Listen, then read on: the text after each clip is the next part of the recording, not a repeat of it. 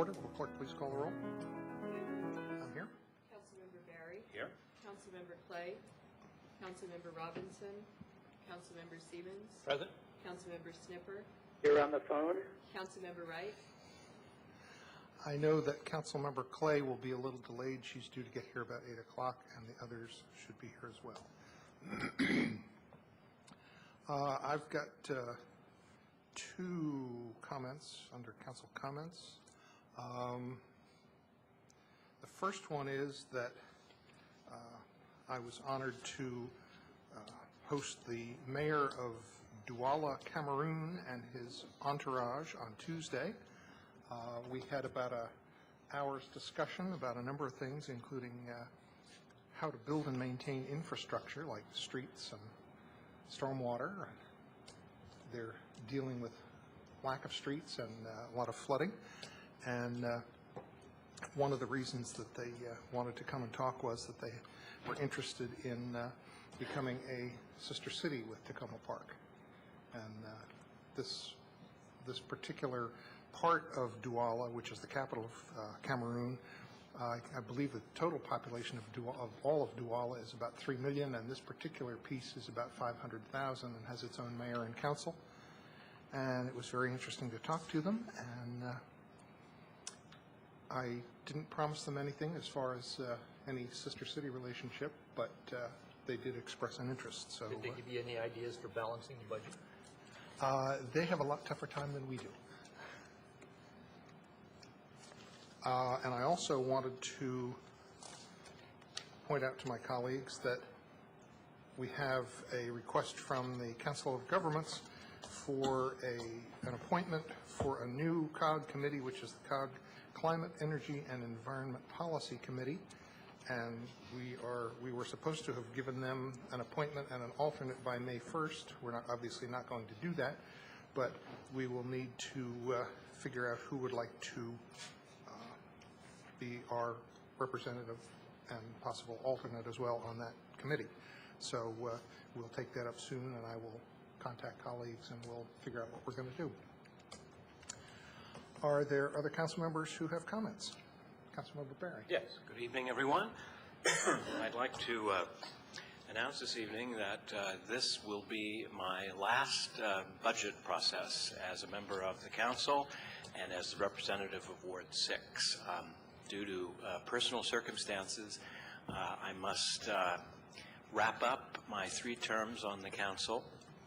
And in fact, it's going to be happening sooner than I would otherwise like. I'll be here for another couple of weeks, but we'll have to leave the seat on the 28th of May.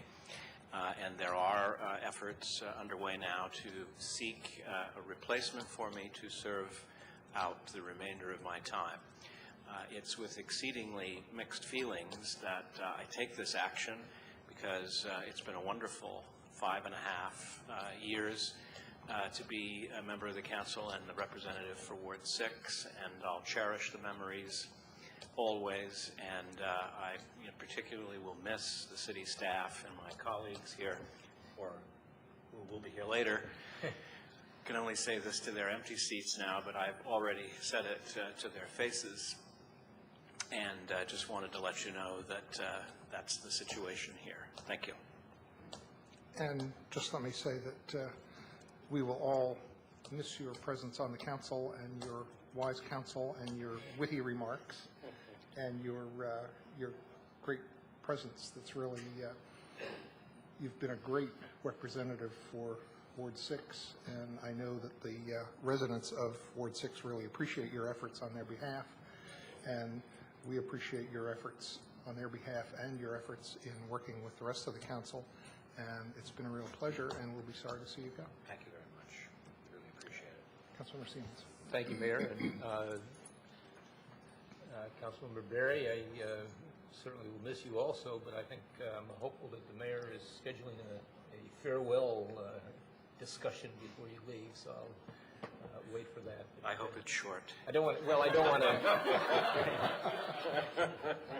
I don't want to give you too much encouragement before that meeting. So, thank you. No, I just wanted to mention that I did go to the county council meeting today. They were going to be doing a discussion of the recreation budget for FY10 for the county, and as part of that would be discussing funding for the Piney Branch pool. I went with Ron Wiley from Adventist Community Services, and we did notice in the paperwork that the Fed Committee, which is the Planning, Housing, and Economic Development Committee for the County Council, has recommended against funding the pool for the coming year. But we did have a blessing in disguise in that the budget discussions on the police matters ran over, and so they didn't get to the recreation budget today and won't be getting to it until next Monday. So that leaves the community time to talk with the council members, send your messages, and let them know how important the pool is to our community. Thank you. I have a comment. Councilmember Snipper. Thank you, Mayor. I'm sure many people in the community have received the email notice, but I was pleased to see that the police department announced today that there's been a substantial drop in the first quarter of crime in Tacoma Park. And this comes on top of an 11% drop last year. And the drop covers a lot of the kinds of crime. There's a detailed chart available, and I'm sure the chief will give us a full report. But I just want to say that this is further supporting our efforts. We're seeing the success of our efforts to help the police department do a better job, and the chief's work has paid off. It's nice to see that, and I'm sure we'll hear a full report in due time. And I, too, will hold off on comments about Councilmember Berry. And I will be very sad to see you go, and I too, agree that the constituents in Ward 6 were very well represented. It's always been a pleasure to have you on the council. I'm sure we'll have I hope we have a farewell party of some kind before you go. Thank you. That's it. Any other comments? Councilmember Wright. I'll also save my full comments for Councilmember Berry till later, but we'll say that it's been a pleasure so far serving with you, and I've learned a great deal from you, and I will miss you. But you won't get away completely. We'll be visiting you in D.C. And then the second thing I wanted to say was just a big thank you to the city manager. I know that she was working many hours this weekend, and past weekends, and late at night, preparing and dealing with all of our budget requests. And I know that if we were one person, we would be schizophrenic. So I know dealing with us in totality can be difficult, and we had lots of requests and questions, and I appreciate all the hard work you've done to help us, supply us with the information and your opinion, which we appreciate and respect a great deal, to help us make the decisions about the budget. Last chance for any council comments? No. Okay, all right. Then we will move on to the public comment period. If anybody would like to comment on anything on the agenda, not on the agenda, please identify yourself and keep your comments to 3 minutes. My name is Catherine Gibney. I live at 315 Lincoln Avenue. And before, I'd like to ask a question before I make a comment, because so I won't make a total fool out of myself, just half a fool. But it says final budget reconciliation on the agenda tonight. And I was here a couple of weeks ago, and I understood there was one more public hearing on the budget, which is Monday. Is that right? That's right. Okay, so this isn't getting set in stone. Suppose somebody comes along Monday and proposes a change. Then there could be a change. Or you can suggest it tonight if you want. That was easy. This is the council's chance to try and come together on what we are finally going to have as a budget, and then that way people will know what to comment on Monday night, and then the first reading of the various budget ordinances would be a week from Monday night, and then the second reading the following Monday. So there will be 3 more chances to comment. Is there anybody else who'd like to comment, public comment?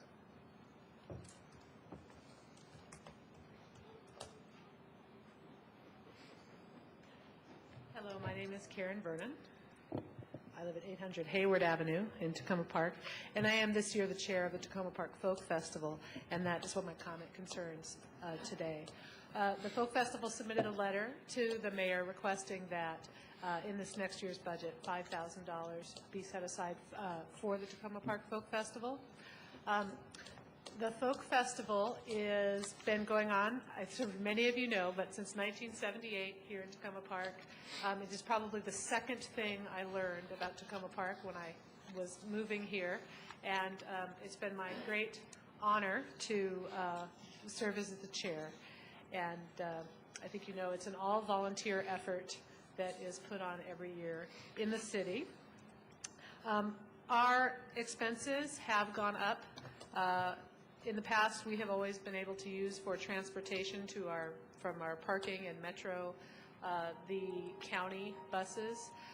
They are no longer providing that service, and so we're going to need to find and probably pay for alternate transportation. We have used 3 shuttles in the past, so we are going to need to pay for that service this year, which we have not had to do before.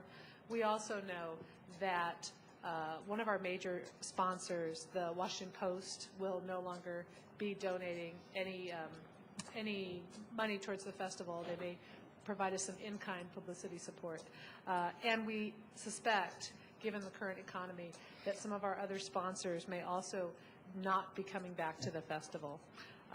The other thing we know is that our 2 sources of grant funding that we have this year, we had one state grant that we did not apply for this year, so that's one source of funding that we don't have. We have a Montgomery County grant that we apply for every year. We have some concern that the funding will be less than it was in years past, although I do not know. And we already have heard from the Tacoma Foundation that the grant we receive from them will be approximately half of what it has been in the past.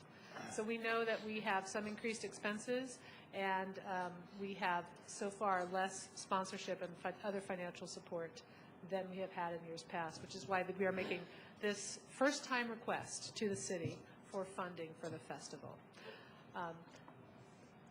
Thank you very much, and I would be very happy to answer any questions that you have about this year's festival. We're having a great theme of For Pete's Sake Sing in honor of Pete Seeger's birthday, where we will have exciting sing-along opportunities at all of the stages.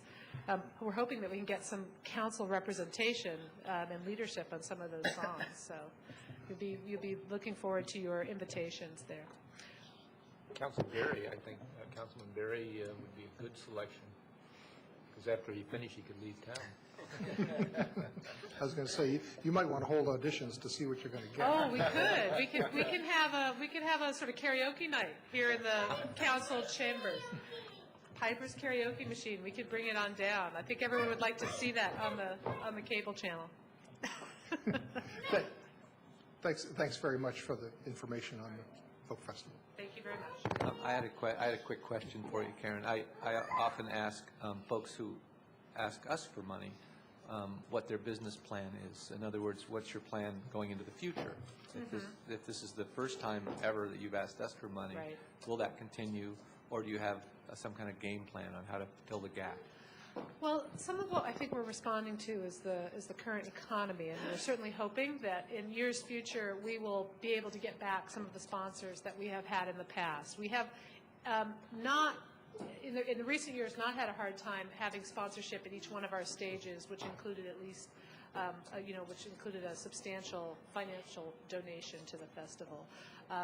So we're certainly hoping that as the economy improves, our sponsors will come back, and some of the grant funding that we've received in the past as the local and government economies and budgets improve, that we will receive that funding again as we have in years past. The festival has always been free, and so we are not at this point considering charging admission, because we feel like it would change the nature of the festival and its accessibility to the entire community, which is what we really love about it.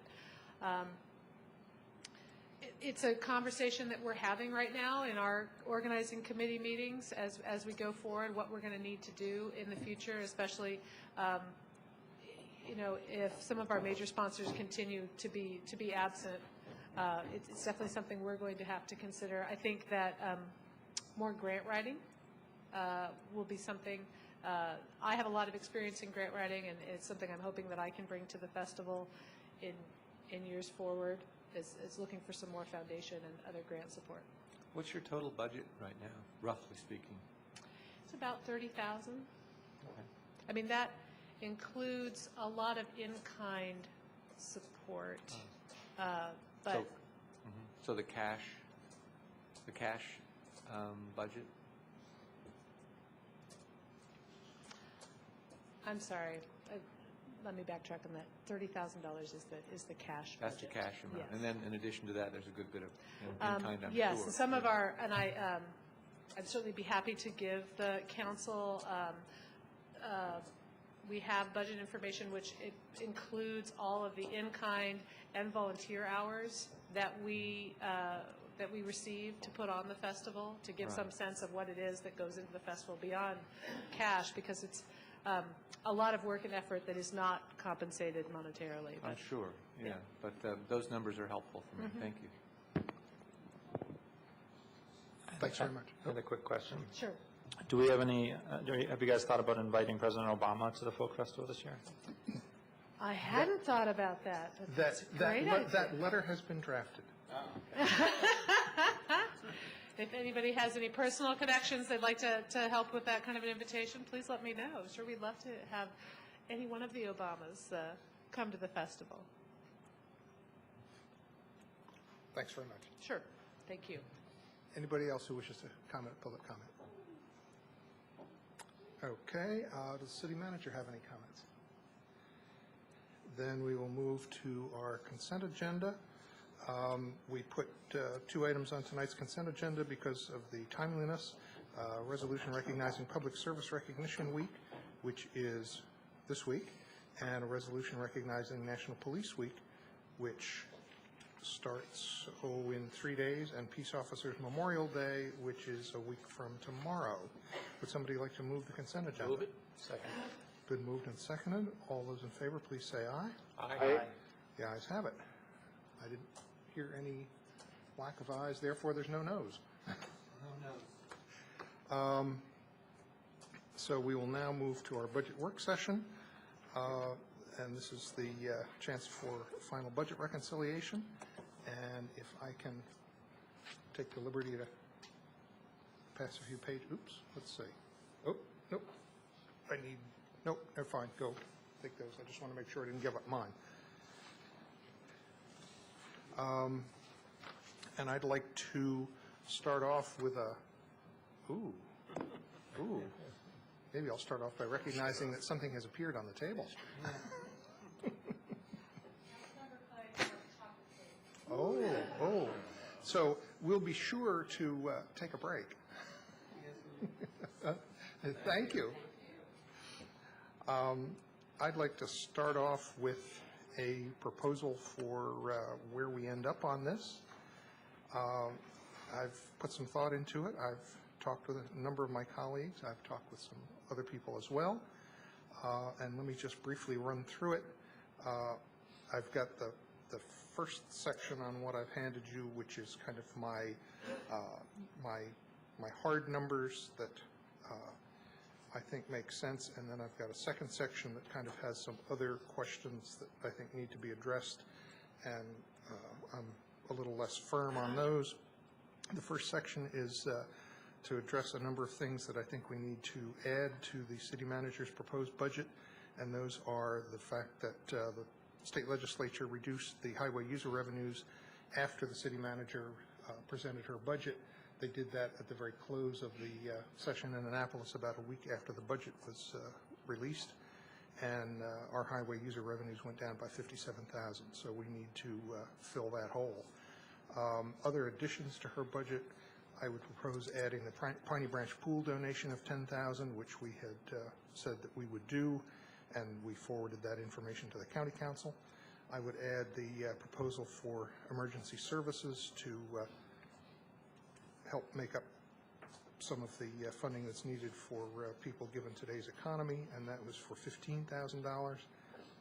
I would add the proposal that Ms. Vernon just gave us information on the support for the Folk Festival for $5,000, and the total adds to the city manager's budget are $87,000, and then the subtractions from the city manager's budget, some items that we have talked about, and I think there's general consensus on, which is removing the 2% unappropriated reserve for $412,239, removing the police overhire position for 10 months for $93,500, which would get us back to our sworn strength of 41 and back from the overhire condition that we've had, and then removing the vacant crossing guard position for $19,555, total deductions from the city manager's budget of $525,294, and so that would be a net reduction in expenditures of $438,294.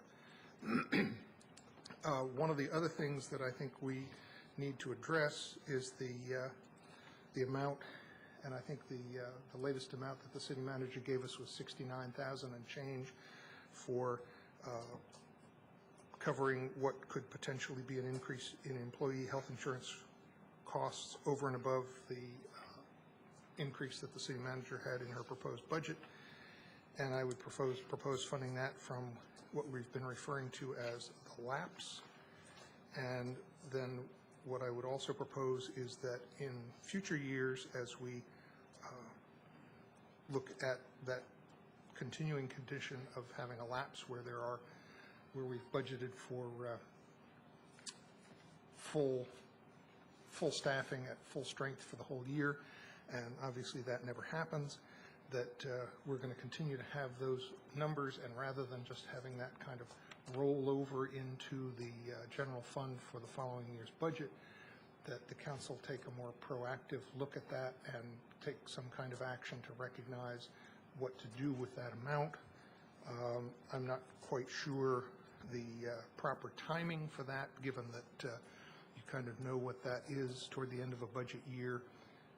You get to the end and you have unaudited figures, and then you eventually have the audited amount. But I would imagine that we could come up with the most appropriate time to look at that, and the council take some kind of formal action to do something with that lapse.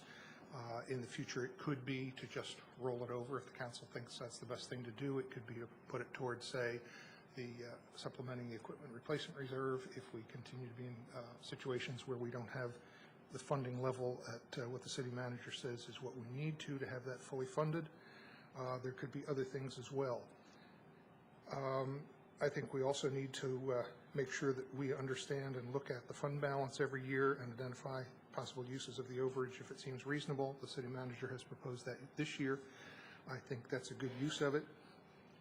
And then I think the final two items are the consideration of what to do with the $50,000 in affordable housing funding and whether to use $25,000 of that for the indicators project.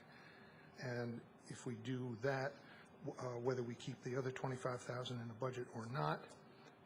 And then the consideration of whether we should forward fund any street repairs to match the WSSC money that's already in the bank or soon to be in the bank.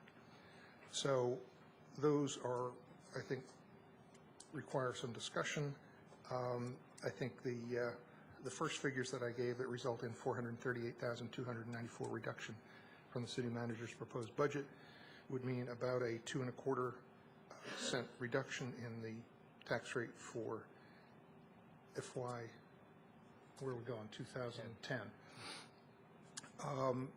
So I put that on the table as what I see as a comprehensive plan to reconcile a budget. And I know my colleagues have comments to make, and I know that Councilmember Snipper has some comments to make. And so before I forget him in looking up and down the dais, maybe Councilmember Snipper, if you wanted to make some comments. Yes, thank you, Mayor. I think this is the first thing I want to say is I think this is a good general direction to go.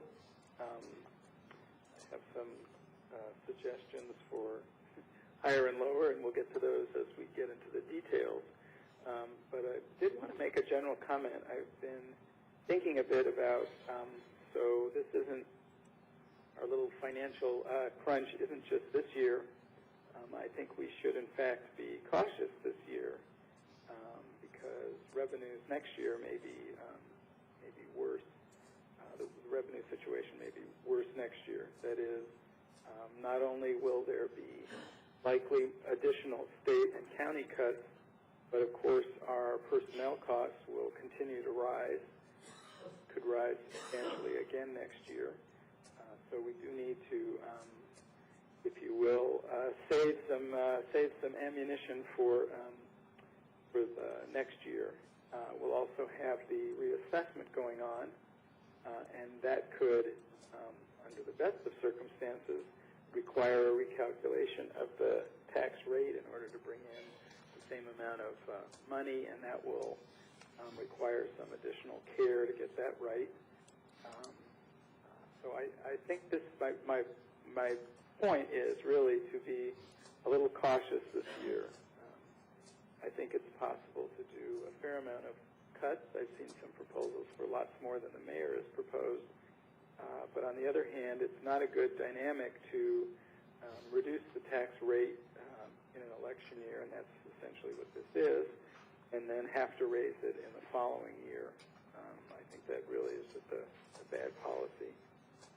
Now, I know that most residents don't focus on the tax rate, but focus on the amount of taxes. But it's the lever that the city has, is the council has, is the tax rate. That's how we will be discussing it. So I just urge a little caution, urge my colleagues to think about next year as well as this year. Thanks. Okay, thank you. Councilmember Barry? Yes, I certainly can agree with Councilman Snipper's observations there and with the mayor's proposal. I think that it demonstrates a sensible balance between program reductions and, most importantly, maintaining the services that our citizens say they want. I do think that we need to begin discussions earlier than we have in the past to prepare for a number of eventualities that the economic situation may pose in the new year. And instead of waiting to the end of the year, I would hope that we can have these discussions much sooner and that involve a wide spectrum of our community. And also importantly, a wide spectrum of the city's workforce. I think it would be valuable to remember that we are partners with our employee unions, and that their members especially need to be part of these discussions about the budget. And we may want to make sure that as we have this discussion with them, it's always under the principle that we work towards preserving what is best about our city. I'd certainly support the additional funding or the matching funding for the street repairs, having just driven over a couple of these streets, which I don't ordinarily go down, and seeing how damaged a number of them are that were a few years ago very pristine and newly paved, and now they're falling apart, having been poorly repaved with the water pipe repairs. So I would certainly support and hope that we can agree to provide a matching sum of money to forward fund the street repairs that are so badly needed. And I think that's it. Okay. Councilmember Wright? I'll also pass out a document. I think there's enough to go down the line there. I agree with a lot of what Bruce has put down here on a piece of paper, but I think we can go further in some ways. So I have some additional subtractions and some additional additions. I'll kind of walk through them. I also think that we should not fund the $168,000 for the bridge repair. I think if we do that, we're going to continue to just set a terrible precedent with the county. And I strongly feel that it's the county's obligation to pay for and repair the bridges. And I would have no intention of spending the money this year to do that and putting it into the budget. I think we need to have ongoing discussions with them. And as I understand it, the bridges are not going to fall down tomorrow if we don't repair them. Yes, the cost of the repair may go up, and we should make the county aware of that quickly. But I don't think we should put the money in for that. The second thing is I think we can conserve $500,000 in cash by funding the public works renovation with an all-bond financing and not putting $500,000 worth of cash in. I think this makes good financial sense because money is very inexpensive now.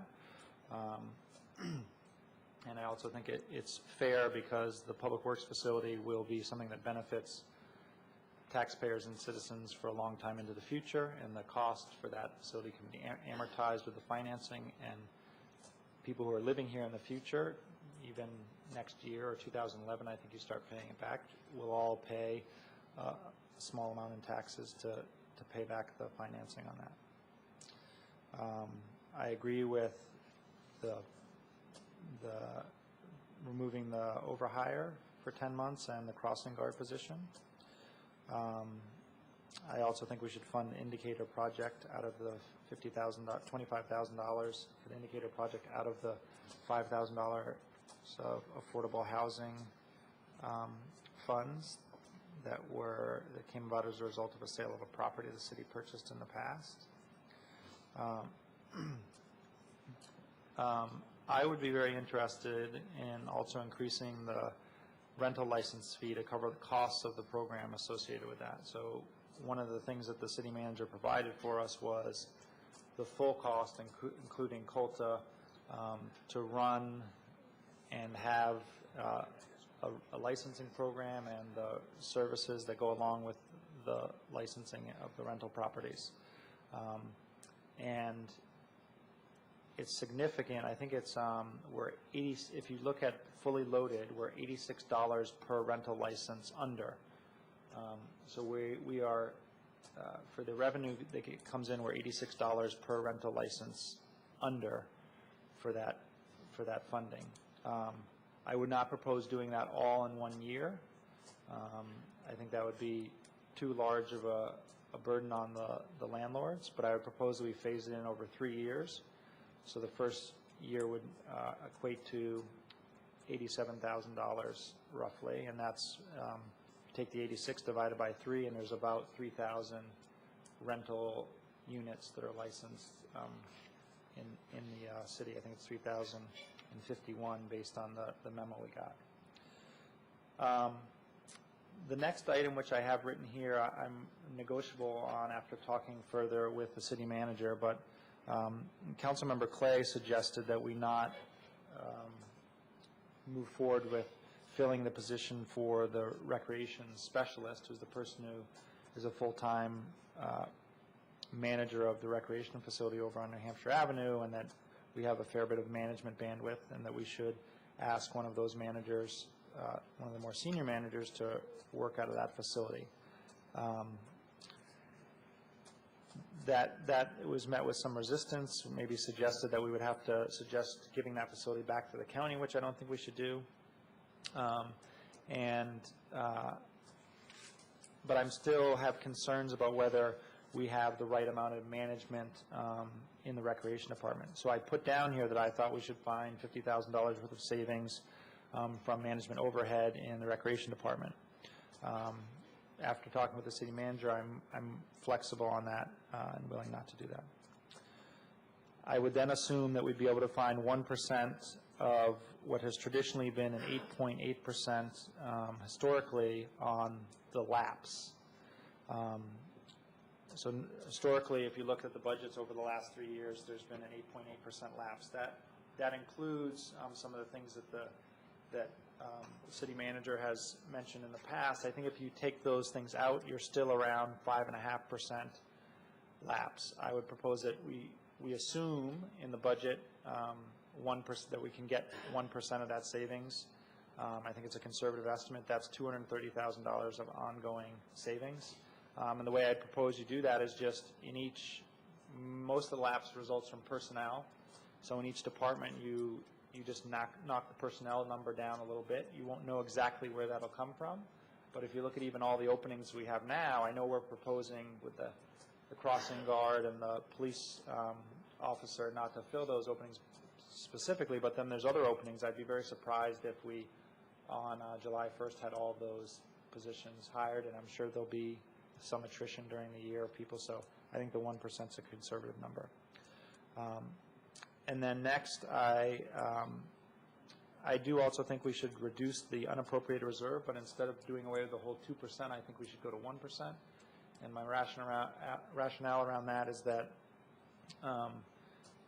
I think it's good to have some cushion in that bucket. And my understanding from talking to the city manager, if you don't have that there and something comes up, you then need to go to the full reserve and the general fund reserve.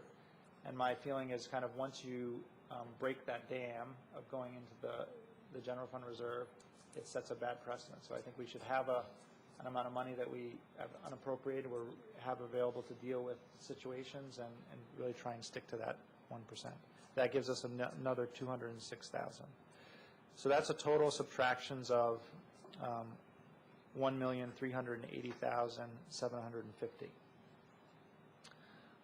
In additions, I would propose that we go to 100% wind power. That's a $30,000 number. I would also propose that we hire the environmental manager, which is a $65,000 position, and agree with the emergency food, the folk festival, having the highway user revenue money in there because it's not there, so we need to figure out, we need to calculate that into the budget. $10,000 for the Piney Branch pool to show our good faith with the county, and also factoring in the employee health insurance costs, although I am hopeful that we can continue to negotiate that combination with the union as well as the healthcare provider. That's $252,000 worth of additions. If you take the difference of that, it's $1.1 million roughly, and I'm proposing that we actually do not increase taxes. We leave taxes flat. So that would mean going to the constant yield tax rate or reducing the city manager's proposed rate by 5.4 cents. And that still gives us a small balance of $98,000 between those two numbers, which means we wouldn't necessarily have to do the $50,000 in management overhead. Now, I realize I have on this chart also breakdowns of ongoing versus one-time fees or costs. And I realize the cut, if you consider the tax cut as an ongoing tax cut, or sorry, not ongoing non-tax increase, it's not a tax cut, that they don't quite balance out. Ideally, you'd like to have the ongoing reductions and the ongoing additions be the same. But I think that in these tough times, we have to be very conscious of people and how we spend the taxpayers' money. And I think we can explain to them that in the future we may have to raise taxes slightly. I think people don't actually care at all about the tax rate specifically. I think it's too confusing to them. They look at the tax bill and is it going up or is it going down? I also realize that because of the 10% assessment increase each year, even if we do this, it doesn't mean that every single person's taxes will exactly be flat. Some people might end up getting a little tax reduction, and some people could actually have a little tax increase, and some people will remain flat. The last thing I wanted to point out, because I realize that what I'm proposing is something that doesn't add to our reserves at the end of the year, or is unlikely to add to our reserves. And one thing I wanted to sort of clarify is we got a memo from the finance director. I've talked to the city manager already about this, so I'll try and explain it, and I think the city manager can kind of step in. In that budget, it was suggested that we we really need to make sure that we have about $3 million on hand in our general reserve fund that's unappropriated. In that memo at the end, it says at the end of June 30th, 2010, we'll have $6.8 million in total reserves. I realize there's a lot of numbers, but I think it's important to go through this. 2.1 million of that is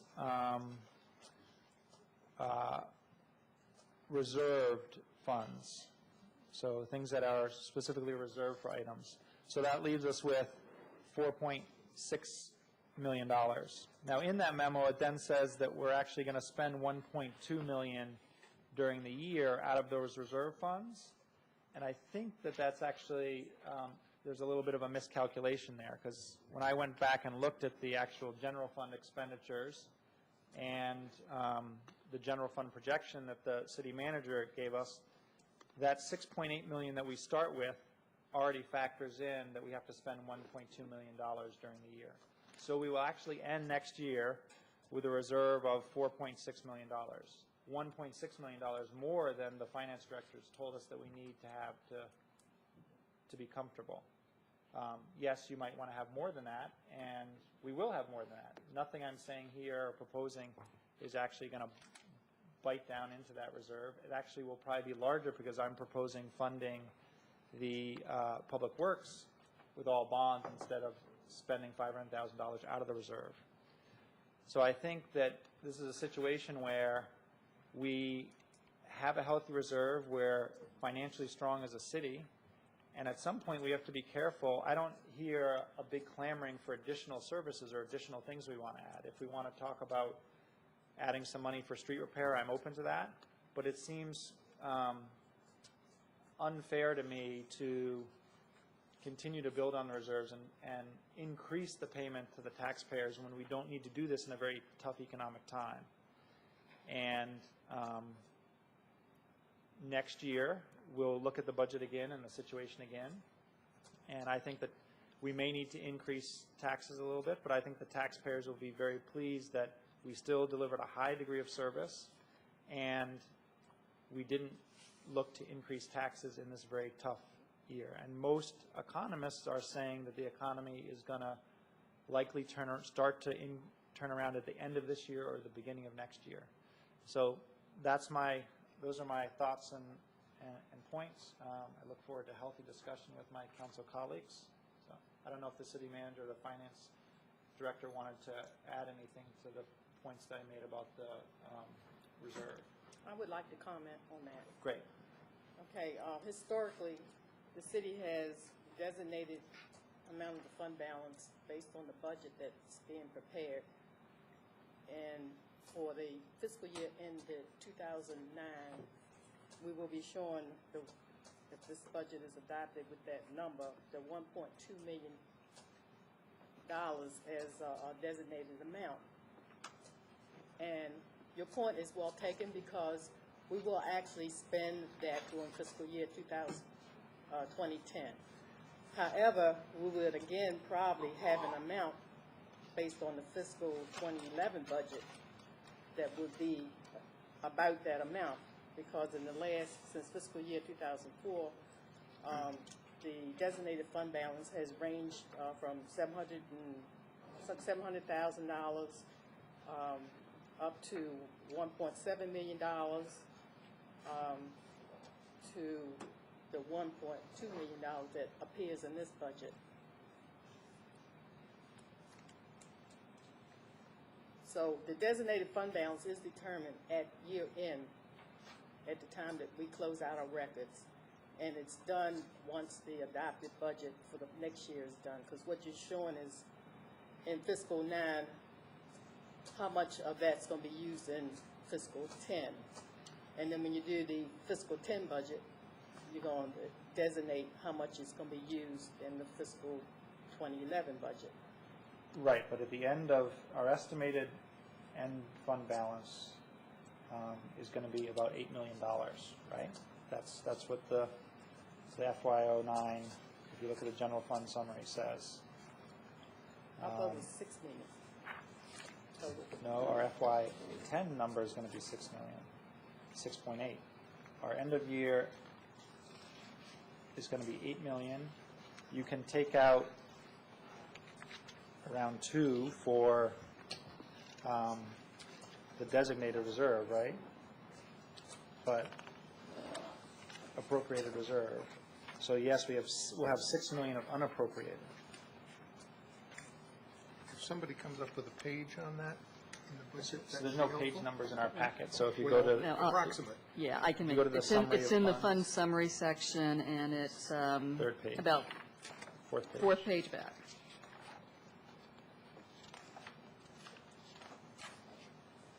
So if you look down at the bottom right-hand side there, you see that the end of fiscal year '09, that's estimated at the end of this year, we'll have $8 million in the fund balance, in the general fund. Now, roughly, I assume, sort of around 2 million of that 2.2 million is probably a reserve portion. That's probably a fairly accurate number. Are you referring to June 30th of '09, Councilmember Wright? I just want to make sure I'm, Yep. yeah. Of the roughly $8 million you just noted, what we're projecting is about 6.18 million would be unreserved, with the remainder being restricted in some way. Right. And then if you go to the next page, this kind of lays this out, the fund balance projections. We're projecting at the end of fiscal year 2010, so a year from this June, we'll have $4.6 million of unrestricted reserve. So in this tough economic time, I find it hard to come to the conclusion that we should be building the reserve further by increasing people's taxes, basically.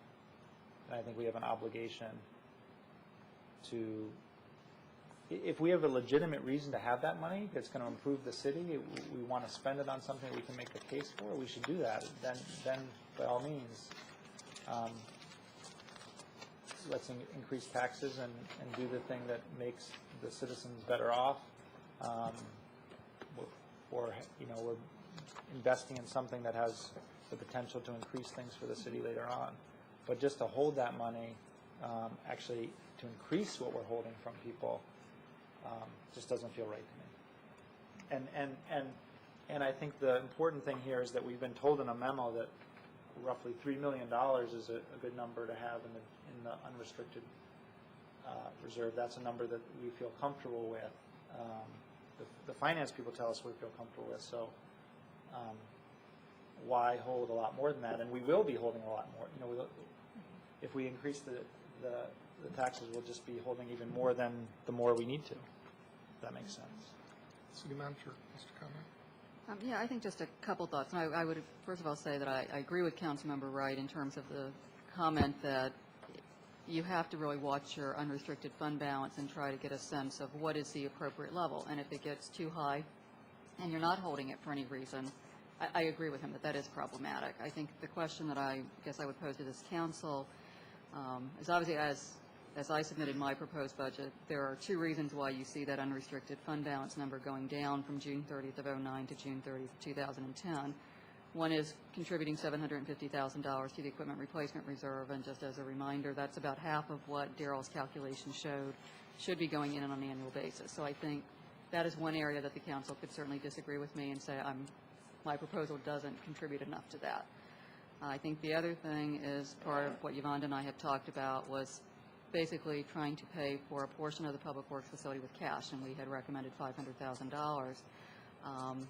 I would agree with Councilmember Wright that financing is cheap.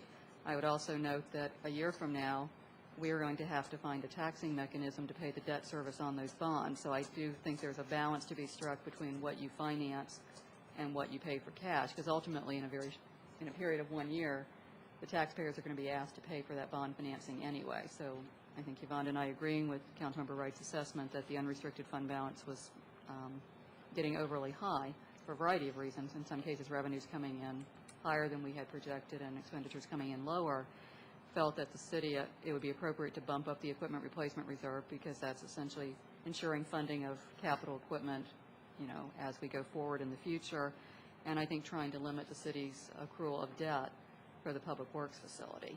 I think they're all valid points. I think the council just needs to sort of figure out how you want to take those various elements and in your own judgment, you know, what side you come down on. I would just want to note, and Yvonne may want to comment about this, if you go back to her memo, the $3 million was a minimum desired unrestricted fund balance, but I would hate to suggest that that's the number she and I think is ideal. I think it's the minimum as we go through the year. That needs to be on hand for various reasons, including outflow of expenditures and timing of revenues. So I don't know, Yvonne, if you want to say anything else about that. But. Yeah, my memo did say that the minimum should be about $3 million, and I mean, it depends on how much the council want to risk that the revenues are going to come in as budgeted. They could come in lower, our expenditures could come in higher. I mean, and you don't know what the economy is going to be. You don't know when things are going to turn around. You don't know what the construction costs are going to be for the two projects that we're undertaking. They're, you know, it's really your comfort level and being able to be creditworthy if we go out for bonds and being able to respond quickly to the decrease in revenues that may result from the next assessment. I just want to point out that we're actually talking about having much more than $3 million. We're talking about having, at the end of next year, $4.6 million. And nothing I've proposed is actually cutting into that reserve. It's simply proposing something that doesn't grow it further. I do want to add from a memo that we got on April 30th from Ms. Brooks. Out of that $4.6 million, $1.2 million is designated. That's an error. Out of the F-2010 expenditures. Right. I think Councilmember Wright's correct. I think that was not stated accurately because, as Councilmember Wright alluded to, and I think Yvonne has confirmed, that 1.24, which is the proposed withdrawal from the fund balance during FY 2010, has already cycled through, if you will, before you get to the 4.6. So I just want to make sure everyone is clear on that. Oh, so but that does remain on the books until the actual next budget is done, and then it will be adjusted up or down. So we have no way of knowing what the fiscal 2011 budget is going to say in reference to what the use of the fund balance is going to be. Did you catch that, Ruth? I think so. It's not an error per se. The amount will be on it in the audit report that will come out in fiscal 2009, whatever the use of fund balance that we agreed to on this adopted budget is going to show up on the fiscal 2009 financial statements and will remain there until the next budget is done, and then the figure will be adjusted up and down because there's an amount in the reserve, in the fund balance part. That $1.24 million is a correct number. The reason that it's an error is if you wanted to start the calculation over again, you shouldn't start with $6.8 million if you're going to take that off again. You have to start with the roughly $8 million. Right. So in the $8 million, $1.2 million is a reduction of the $6 million figure. Comes down to that $6 million figure. Included in the $6.1 million is the $1.24 million. This really just has to do with the way it gets reflected in the audit report. Assuming these numbers hold, and some of you may recall from prior audits, is it will show what the audit report will actually show as of June 30th, 2009, if all these numbers hold true, will not be, I think this is the point Yvonne is trying to make, will not show an unrestricted fund balance of $6.18 million because the auditors will flag whatever that number ends up being. Right now, as proposed, it's 1.24. The auditors will show that as restricted for future years. I think we're kind of saying the same, focusing on different parts of this. No, I think it's just important because I had the same concern that Ruben had when I first looked at it. I said, oh, they're saying, you know, an unreserved balance minimum would be around $3 million and we're 3.3. Like, that's cutting it pretty close. We should be more cautious. We should probably build the reserve. But then as I looked at the numbers more closely and realized that the 1.2 was, in essence, by this, when you came up with the 3.3, it's taken out twice, and realized that it's really, the number is closer to 4.6, then I became more comfortable with the feeling that we didn't need to build a reserve. And I know, Ruben, you and I have had conversations about that, so I just want to make sure that we all understand it. Yeah, and I appreciate your catching that, because it was an issue that I was trying to wrestle with a couple of meetings ago, because I didn't understand that it was sort of in there twice, kind of, but I was concerned with the size of it. So thank you for clarifying that. I'll be the first one to admit it's not clear to me. And I don't, and I'm not going to insist that we cover this some more, but I will admit that if I were to be quizzed on this, I'd fail. I think I can make, if I can maybe just make 3 sentences, and I think I can try to keep it as clear as I can. Obviously, when we try to do these things, there's only so many notations you can put. If you look at the sheet that we're all looking at, and if you look at what is reflected as of June 30th, 2009, as an unreserved fund balance of $6.18 million, when the audit report comes out, and this is all things being equal and we're dead on 100%, the audit report will not actually show that $6.18 million as being unreserved, because as proposed, $1.24 million of fund balance will be allocated for FY 2010, and which the auditors will designate. So that's, I think, the point Yvonne is trying to make. What Councilmember Wright is referring to is what is in effect as of June 30th, 2010 as proposed, which would in fact be all, we don't know what 2011 is going to hold or what the council may want to do with fund balance, but assuming nothing else is allocated by the council for FY 2011, then the unreserved fund balance as of June 30th, 2010 would in fact be the $4.62 million. Does that help, Mayor? Wake up. I was good. Thank you, Councilmember Seaman. No, I'm looking at these, and I'm thinking that the 1.24 million you're looking at is the equipment replacement reserve. Is that not true? Is it another figure? At the risk of really boring the heck out of everybody, if we're not already there, if you could flip back to the page right before what everyone is looking at. I'm sorry, I borrowed Councilmember Robinson's book. If you go down the right-hand column, right before the fund balance calculation, you'll see in parentheses $1,240,000 and some change. Yes. That's the number Yvonne is referring to. Okay. And obviously that number will basically show up in the audit report for FY09 as essentially an obligated fund balance from FY09, because as presented here, it is the amount that is reserved by the council, in theory. I know that's not where you're headed, for FY 2010. And that helps because that 1,240,346 doesn't match up with anything else. Doesn't match with the 1,240,041 on the next page, and I was trying to make that one fit and wondering why the figure over in the 2010 column didn't affect it as well. Okay. That clarifies. Yeah, okay, thank you. That was helpful. Actually, designated fund balance is an unreserved but designated fund balance, and the other one would be the unreserved, undesignated fund balance, which is the amount that you can use for anything, because there's no designation of designated purpose for it. And fund balance is just going to get more complicated because there's a new GASB that addresses showing committed fund balance and different other connotations other than reserve, unreserved, and designated. So it's just going to be different, more words to toss more in there. disclosure as far as what the composition of the fund balance is going to be. Which should make it more clear. It will make it more clear to a reader that, even though you have like an unreserved fund balance, that there may be some purposes attached to each portion of the fund balance. And we want to amend the way we're presenting this to kind of mirror that, just to try to clarify this a little bit more.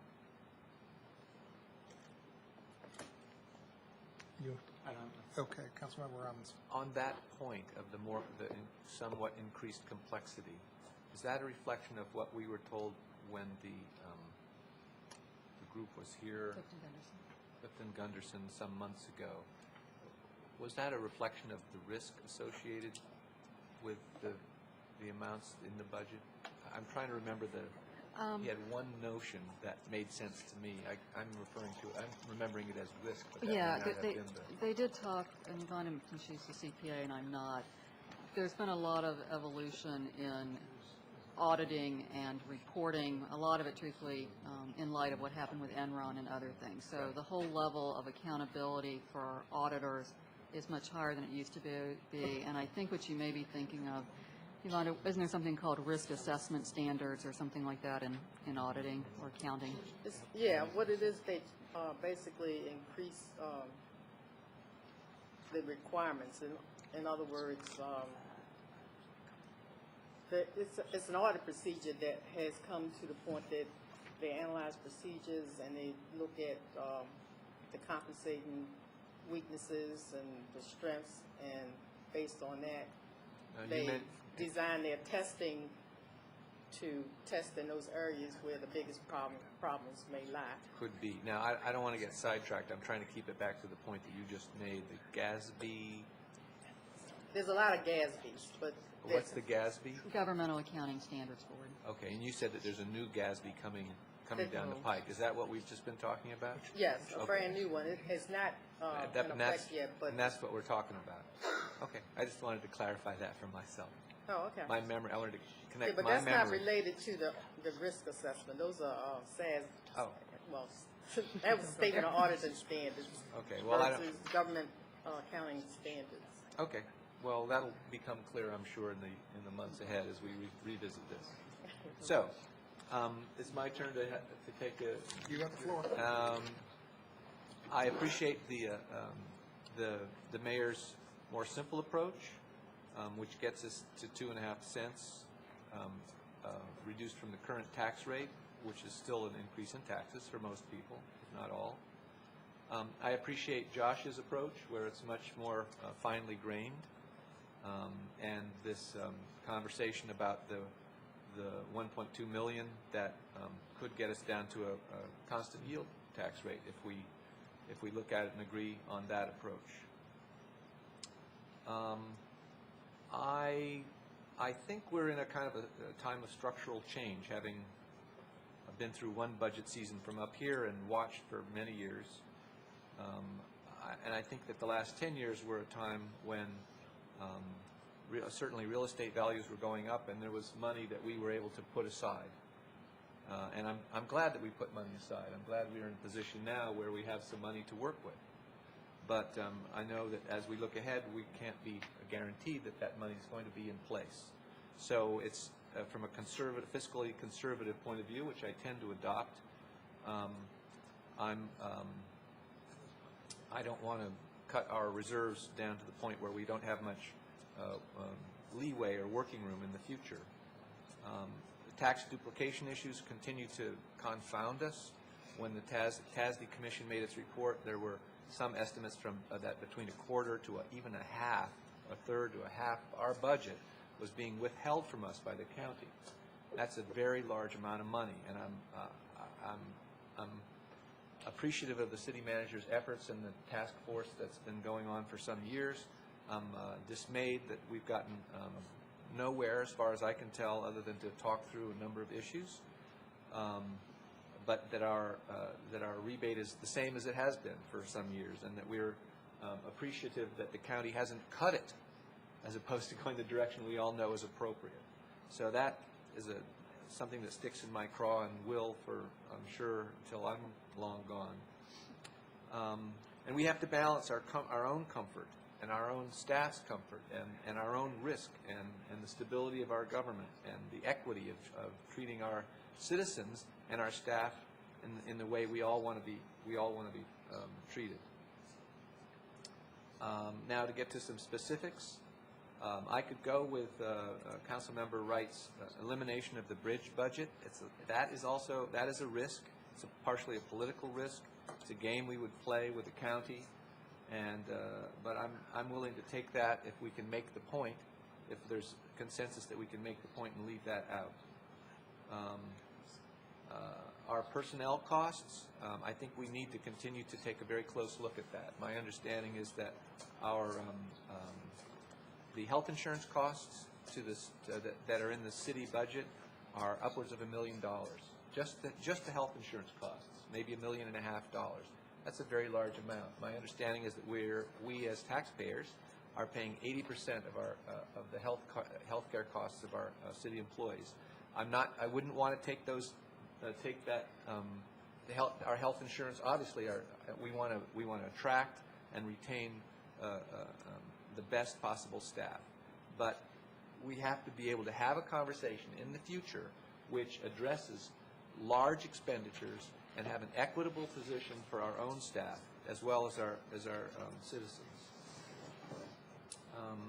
When I look at the budget for the community center, and this is not a statement, this is not a criticism of our recreation department, but I remember when this community center was first built, there were questions, well, how much more will the community center cost than it's currently costing? And there were some numbers thrown out. I think at one point it was $75,000, and at another point it was $175,000. Our budget to run this community center is $480,000 in the budget for next year. $500,000 just to run this building. That's a large amount of money. It does not include administration of the recreation department.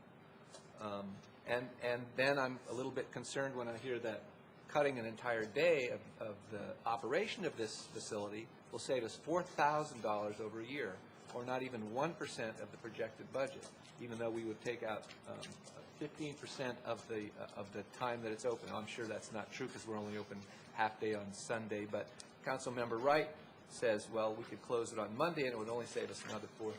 So I think that there are some numbers we have to focus on and become very clear on. And that $500,000 to run this facility, I think we have to look closely at that. What really, and Director Hadeven has helped us out in her presentation. I'm not still completely comfortable in why this facility costs us $500,000 just to operate. I'm in favor of not bonding public works and spending the money now for the reasons that City Manager Matthews elucidated, that I don't want to, and from a fiscally conservative position, I don't want to have to start paying that bond in a year's time, because we don't know what's coming down the pike. I want to fund the Indicator project, but I want to see their business plan, as I've asked the Folk Festival and OTBA and the New Hampshire Avenue Farmers Market in the past. I want to see what's the plan. Where are you going to either get that money in the future? How does it promote what we do in our various departments, and can you document that it's promoting what we want to do? I don't want to spend money just to spend it, even though I believe the Indicators project is a good effort. It has to benefit our city efforts in some way that can be documented. The rental license fee of $86, I saw some analysis of that, and I noted that, I believe it was Councilmember Clay's analysis, that the rent allocation or allowance for a typical unit would go up 2 or 3% in a year's time. And that I know that our rents on a typical apartment are $200 or $300 less than a rental unit outside of our boundaries. I think an $86 additional hit on top of a $300 shortfall in a typical landlord's income stream is asking a lot, unless we really think through what we're asking the property owners and landlords to put forth. I think there's a reason we have a low fee for the rental license, and it is linked to the fact that we don't allow landlords and property owners the ability to have as an income nearly what people outside of our city limits can realize. I'm not saying that we need to get rid of rent stabilization, but I think we need to continue to take a very close look at it. I'm a believer in taxing things we don't want. In other words, charge people for things we don't want to happen. I'm all for sin taxes. I'd like to see gas taxes go up. We can't do that. I'd like to see, I'm happy with high tobacco taxes because they cost the government a great deal of money. I'd like to charge more money for the amount of energy that we use, because we need to reduce the amount of energy that we use. So I'd like to follow up on that. That's a kind of structural change that I heard a hint that we might be able to pull off. I don't know if it's true, but I'm looking forward to the answer. I want to force our energy use down, and I'm willing to put a tax on energy within our city boundaries to do so. And I also want to explore over the next year other ways to get our income stream up other than property taxes, however we can do that. Even though I think that hiring an environmental manager is a really good idea, I would like that manager to be close to our city manager, as close as possible, so that that person can analyze everything about our city budget and all the facilities that we have and push the energy use and other kind of green factors, push our costs down. There's been talk about the management assistant. That may be a way to embody that position and that philosophy of saving us money through green efforts, and having the management assistant, who sits right next to our city manager or very close, have her tackle some of those hard issues. And that's a $90,000 position. I'm not saying that what she does, I'm sure that if she retools what she does in the typical day, some things will fall off the table, and I leave it to our city manager and your fine staff to figure that out. But for that reason, I'm not in favor of hiring an environmental manager. I'm ambivalent about the wind power. I think wind power is a great idea, going to 100% wind power, but that's, in a sense, an abstraction, that wind comes from far away, and I'd like to see us save money right here. So I'm ambivalent about that. That's roughly where I'm coming from. I guess I will vote for some combination of Councilmember Wright's efforts and the mayor's efforts if it comes to that. But I'm glad to be looking at solutions which are pushing the tax rate down to as close to our constant yield tax rate as we can. Although I know that a constant yield tax rate combined with our county and state reductions in funding means a flat income for this city, even as our personnel costs go up. So there's going to be some pain there.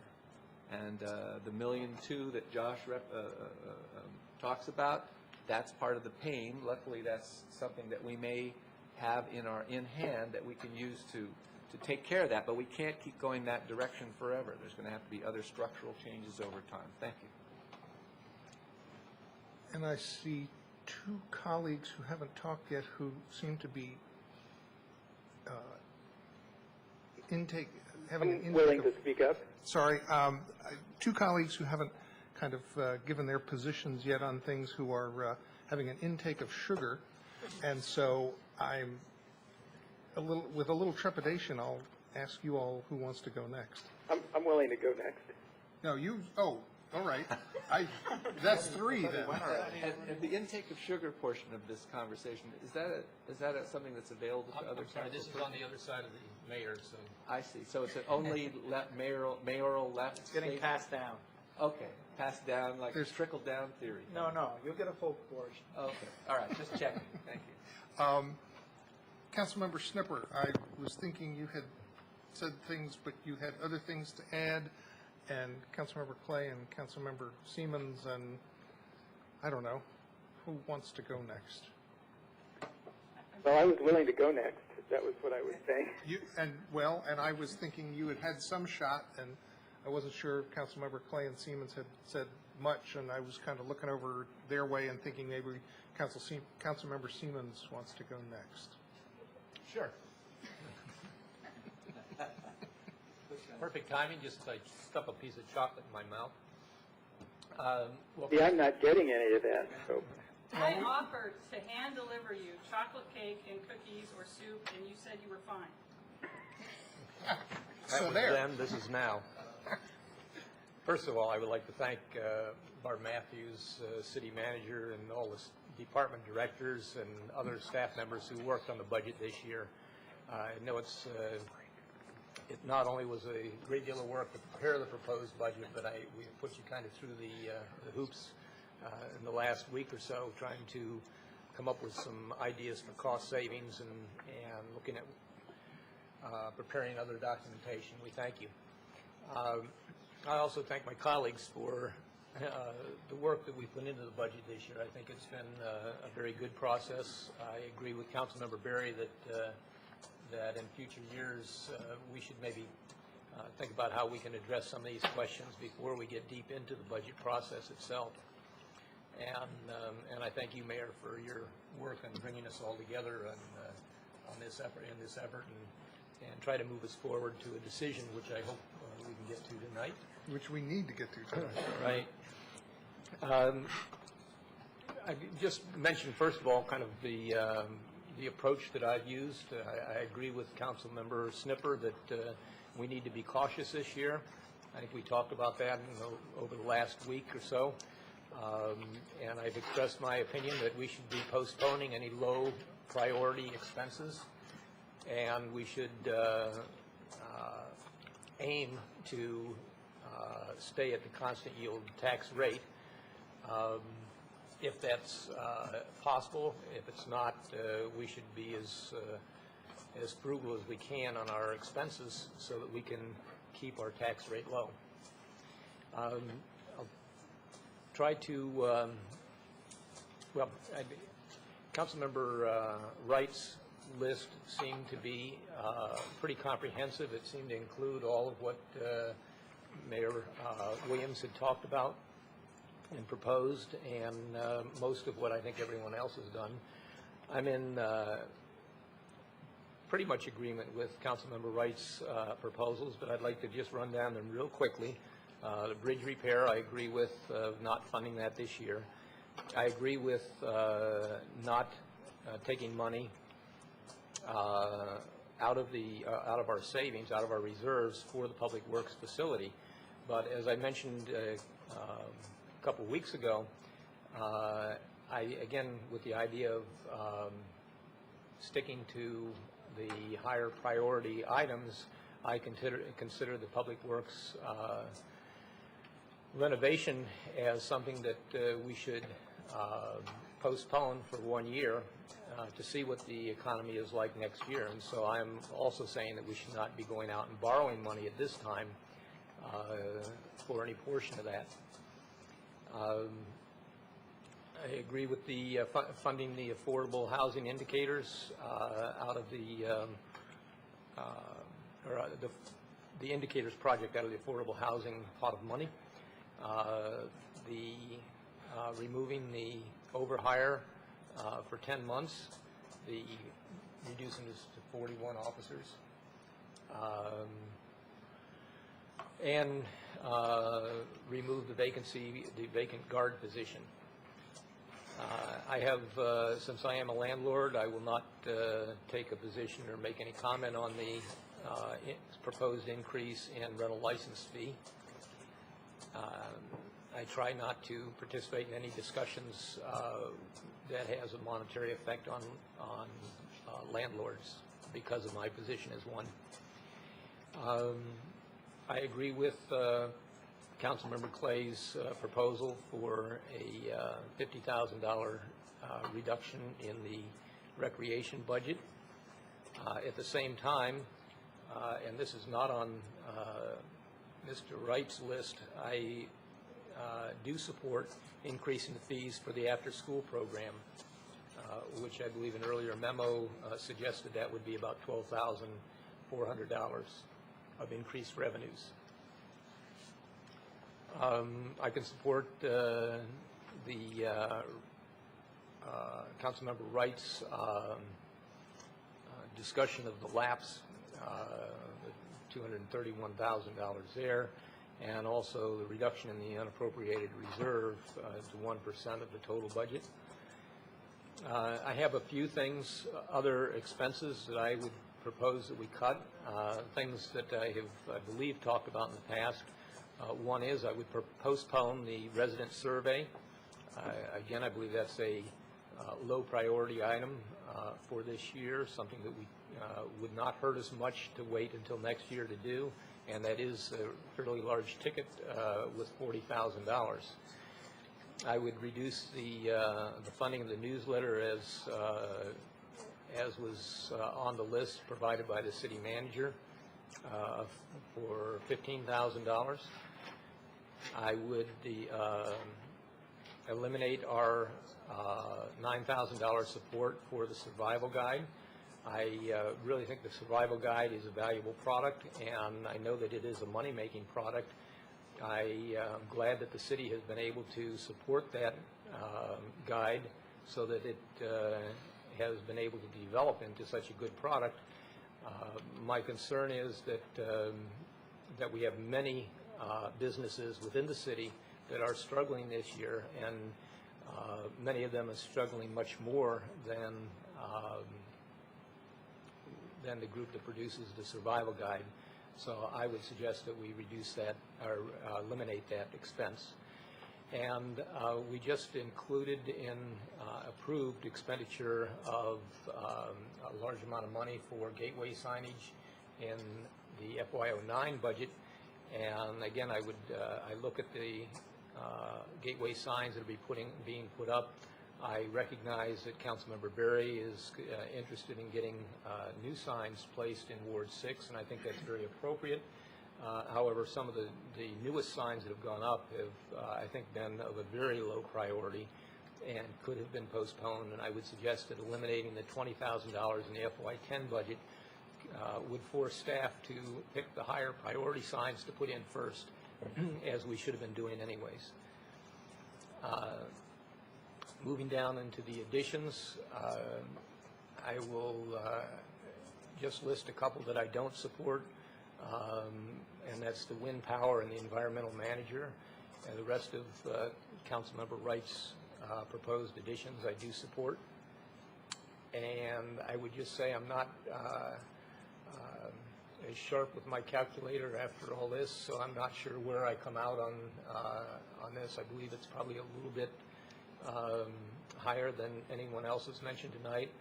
I would just agree with Councilmember Snipper that I would not want us to actually decrease the tax rate, and so I would suggest that any excess funds that we've been able to find by making these cuts would go into the equipment replacement reserve, where we are short money anyways. Thank you. I'll let Councilmember Clay and Councilmember Snipper fight it out, but Councilmember Clay hasn't gotten to say much of anything. Would you defer to her, Councilmember Snipper?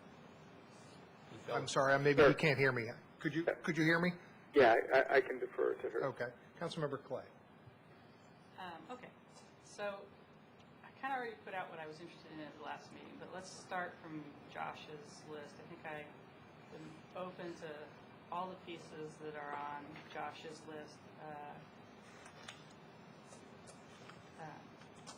I suppose I should call you Councilmember Wright. You can call me Josh.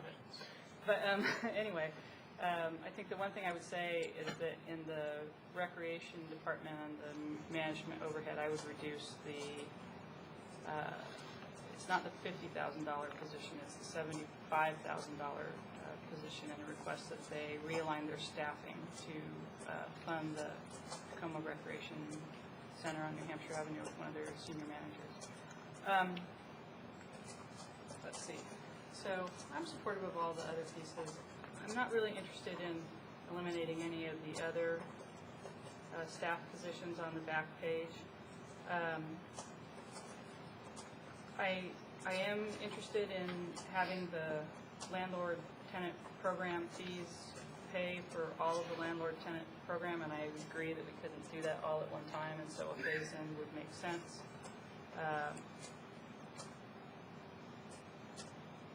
I would agree that we could increase the fees on the after-school program. I wouldn't necessarily turn around and take that money out of the budget, though. I would probably be more likely to put the money into scholarships for more affordability for those families who need it, or actually to increase staffing and supervision in the aftercare program. I continue to get constituents to tell me how much they like the idea of the aftercare program at the community center. They're relatively happy with it, but they would still like more support and more staff supervision. Sometimes the staff seem a little frazzled with all the kids that are there. And I would actually probably, in the end, say the same thing about the management position. What I'm looking for is a realignment of management and not necessarily a reduction of overall funding. So I'm open to all those different things, but yeah, the concern that I have, and that I guess that I would like to have a conversation about, is I'm concerned about the alignment of one-time, the sort of the one-time subtractions and how they compare to the one-time additions in the sense of essentially setting up a structural deficit in your budget. So if you took $500,000 or $1 million of one-time money and significantly reduced the tax rate this year down to the 0.054, if you wouldn't just next year have to turn around and increase it up to 0.065. So I would think we would want to have a matchup between what was the dollar figure for one-time deletions and what were the dollar figures for one-time additions. And I think we talked about this earlier on. Am I making sense to? Sure. Okay. Anything makes sense after the reserve discussion. Okay. So I guess I would like to have more discussion on that, because what I want to do, I mean, if we eliminate the unappropriated reserve, that makes sense to me. That's a one-time thing that we can do. It changes the way we do our budget from here on out, and we need to recognize it. So it's not like next year we'll be able to come back and do an elimination of the unappropriated reserve and again maintain the constant yield tax rate. I mean, it's kind of a one-time hat trick, essentially. And it changes our flexibility from here on out, because if you ever wanted to go back to that again, then you'd have to lift the tax rates. But I think it makes sense, especially given the other reserves that we have, so I'm okay with that. I'm just a little concerned about taking essentially what is one-time money and then redistributing it through a reduction of the tax rate at this point. And so I'd like to hear more about how a pattern like this would play out in years 2, 3, 4, and 5, essentially. Does that make sense? And I would accept that in a general sense and not like send you back to your calculator for the next 5 days. But like, you know, what does that mean for us in the outlying years? Even just years 2 and 3, I think, will tell the story. I see my finance director hiding behind the chief as I look for help. Does that make sense? No, I understand what you're saying. Your concern is, as I understand it, Councilmember Clay, is if we're adding ongoing expenditures that are being funded from essentially one-time monies, how does that play out? Is that right? No, I think it's a valid concern. I think, as I probably have stated, every budget presentation I've ever done with the city, I do think when you have one-time monies, I think there is an appropriate way to use those. And we talked about this a little bit earlier, and this is my own opinion. The council can certainly disagree with that. We have fund balance monies that have built up over many, many years. I once again want to reiterate that I do think there's a point at which that number gets too high and that needs to be addressed. I think there may be philosophical differences for all of us sitting on this dais about what do you do with that money. But I certainly agree that there is a point at which we all need to talk about that. And I think, as I stated, I guess my own preference, and I've said this at the start of every budget presentation, my feeling is you look at one-time savings or monies and you use them for one-time expenditures for the very reason that Councilmember Clay has outlined. So my preference, as I've stated, would be things like the ERR that I think certainly have financial benefits going forward, things like the Public Works facility if you choose to go forward with that project, trying to minimize debt that's going to be on the books for years. So I would caution you about doing that. So I see $500,000 in, it's the cut the cash funding from the Public Works Department funding with all the bonds, it's the one-time money, right? Is that right? Oh, it's that and the bridge. How was the bridge one-time money? Was the bridge money coming out of the reserve, or was it coming out of the tax stream dollars? You know, truthfully, at some point, I think we don't sit there and slice and dice. I think certainly the Public Works money was essentially trying to strike a balance between what was bonded and what was paid for out of reserves. And at the $500,000, which I believe, and Councilmember Wright can correct me if I'm wrong, that was the portion of the construction that was going to be funded as proposed out of reserves. Just as a reminder, that wasn't the only piece of the Public Works project that was being paid for with cash. There was design services as well. The bridge is obviously a one-time project as well. I mean, And did it truthfully, come out of tax stream, or were you pulling that money out of the reserve?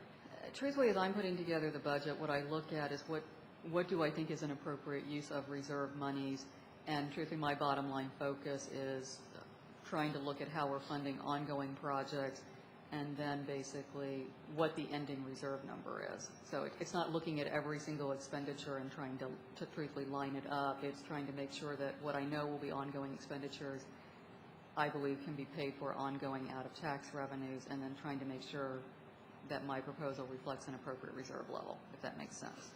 It does, but then I'd have to go back and calculate all the things that we had and try to figure out which pot I was going to put it in. Can you make a guesstimate for me? You know, I mean, I think a very quick and dirty way, and Yvonne and I sort of talked about this earlier, and once again, I guess I'd reiterate her point that what we're talking about is, you know, what we believe is going to happen in terms of revenues and expenditures, you know, and sometimes it goes to the good and sometimes it doesn't. If you were to look at, you know, most of the general fund revenues, I think everything that's there, this year I don't think there's any WSSC monies there on FY 2010. So everything that is reflected as a general fund revenue, you know, depending on what happens with property assessments and all those kind of unknowns, those are ongoing revenues, which in some years actually what's been embedded in that are payments from WSSC or things that we don't have a reasonable expectation will continue. Okay.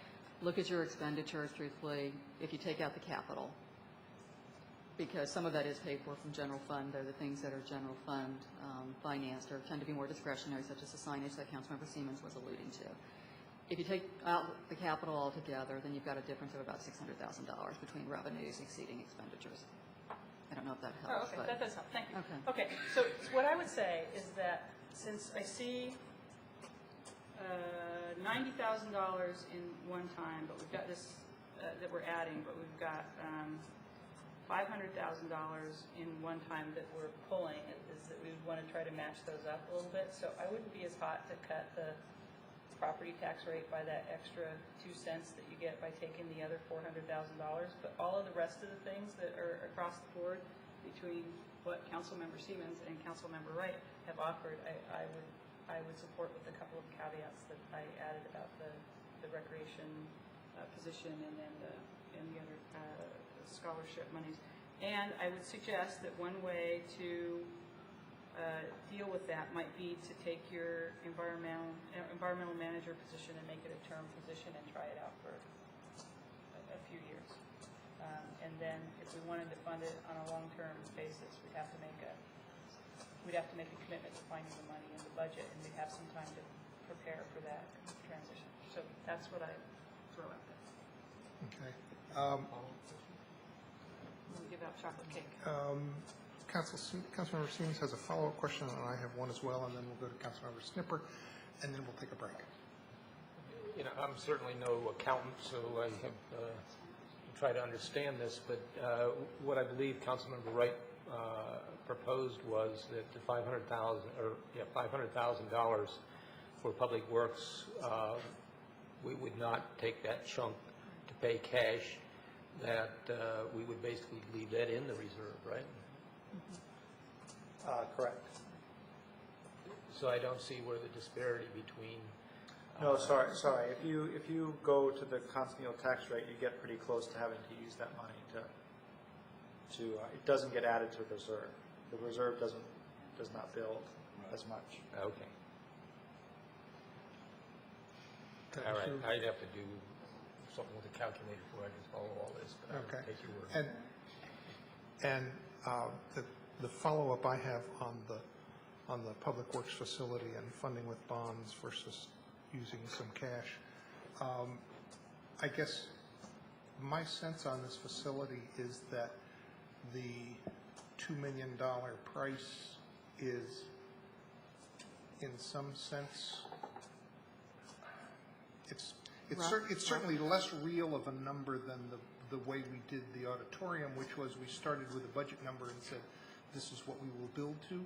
And my sense on the Public Works facility, we have a number of things that need to be addressed, and we've hired somebody to take a look at things and come back and tell us proposed solutions or proposed combinations of things, and that the bottom line on that project is much less sure than, say, the $2 million figure that's on it. Yeah, that would be correct. Prior to my tenure, the former city manager and the former public works director hired an architectural firm at a very low cost. I think it was about a $5,000 project or something like that, to really sort of sketch out a concept design. The individual who was hired is very experienced with public works facilities. I think they had a number of $1 million. Truthfully, when Daryl and I both assumed our respective positions, we talked about it. Quite frankly, I don't think there's much you can do in construction with $1 million. And quite frankly, the more constricted a site, the more difficult the construction, which usually, in my experience, costs go up. So truthfully, it was just sort of my judgment as we move forward. I think we've always tried to disclose the fact that it's not really based on a feasibility study or anything of that nature, so we doubled it. In our discussion with the architectural firm that the council approved retaining, we had some specific discussion during the interviews with both firms that we interviewed in terms of what they felt the reasonableness of that $2 million was. All of them said until they really got into the project and talked to Daryl and her staff, they weren't sure. There seemed to be some question about, whether that would be enough to do what needed to be done, and so we had some discussions of doing sort of a master, plan, potential phasing process, but I honestly don't think we'll have a really good number until the design work is actually done. Okay, thanks.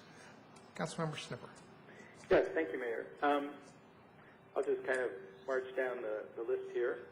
On using Councilmember Wright's list, because I think there's really only one addition, which I'll get to at the end. On the bridge repair, I understand the sentiment of taking out $168,000 for this, but we are in the midst of ongoing discussions with the county council, and it's I'm not sure what the right political message is to send. If we say we're not going to fund it, are we playing? Is that the best way to do it? I could be persuaded on that one. On the doing the public works with all bonds, I'm not too interested in that. I'd like to see us use a little of our rather fat reserves, if you will, for paying some of it with cash, partly because what will happen is the cash will be for this year, and then at the end of during the year, we'll have a better estimate of the total cost of the project, as we were just discussing, and it'll help us decide just how much bond funding we're going to need. I'm not too interested in that. As you know from my previous discussion about the Indicators project, I'm not in favor of funding the Indicators project, whether it's from the Affordable Housing Pot of money or any other source. I don't think the city should be funding that project. I am in favor of removing the police overhire, the vacant crossing guard position. I am very strongly opposed to increasing the rental license fee, whether it's phased in or not. I think that it's a slap in the face to our landlords who have been given a virtually zero increase in their rent to tack on a rather large additional amount for the licensing fee. I think that I think we're going to hear a tremendous amount of pushback from that. I don't think it's a good idea. The landlords already are squeezed very tightly. It's as Councilmember Clay has repeatedly told me, hard to make any money in Tacoma Park with the rents, and so adding this fee just cuts into that. Seems unnecessary to me. On the other hand, I do take Councilmember Clay's suggestion about the recreation department. She knows a lot about recreation. I think her proposal for that is a good one. So I'm supportive of that proposal. I like the proposal. I'm in favor of taking 1% of the historical lapse. I believe the way to do this concretely is to treat the lapse as a revenue stream and identify it. It will be an estimate, of course, until we get the audited results after the start of the fiscal year. But a 1% reduction, a couple $100,000, is way below what the lapse would be. On the reduction in the unappropriated reserve, I support the city manager's suggestion to reduce it entirely, just take it out of the budget. That would be the 412 number instead of, if I remember right, having it. I think there's not really that much reason to have an unappropriated reserve sitting there. On the additions, I'm in favor of 100% wind power, partly because I believe that the cost of electricity is going to rise, PEPCO's cost of electricity is going to rise, and wind power is going to remain fairly constant in price. So I think that getting started with 100% wind power is actually a good investment. It might cost us a little money this year, but will save us money in the later years. The environmental manager, whatever that actual position is called, I agree with putting it in the as close to the city manager as possible. I'm a little hesitant to fund it this year, just because of I would like to not really add staff this year. I'm very interested in doing this, just not this particular year. The aid for the low-income emergency needs, I'm very supportive of. I hope we can find a suitable provider for this. There's been some back and forth emails about what might be possible, but I would be supportive of doing that. I think it's critical. I also support the Oak Festival, the highway user revenue, the Piney Branch pool donation, employee health insurance costs. There is an item that, a couple of other items. One is on the second page, the other options to consider.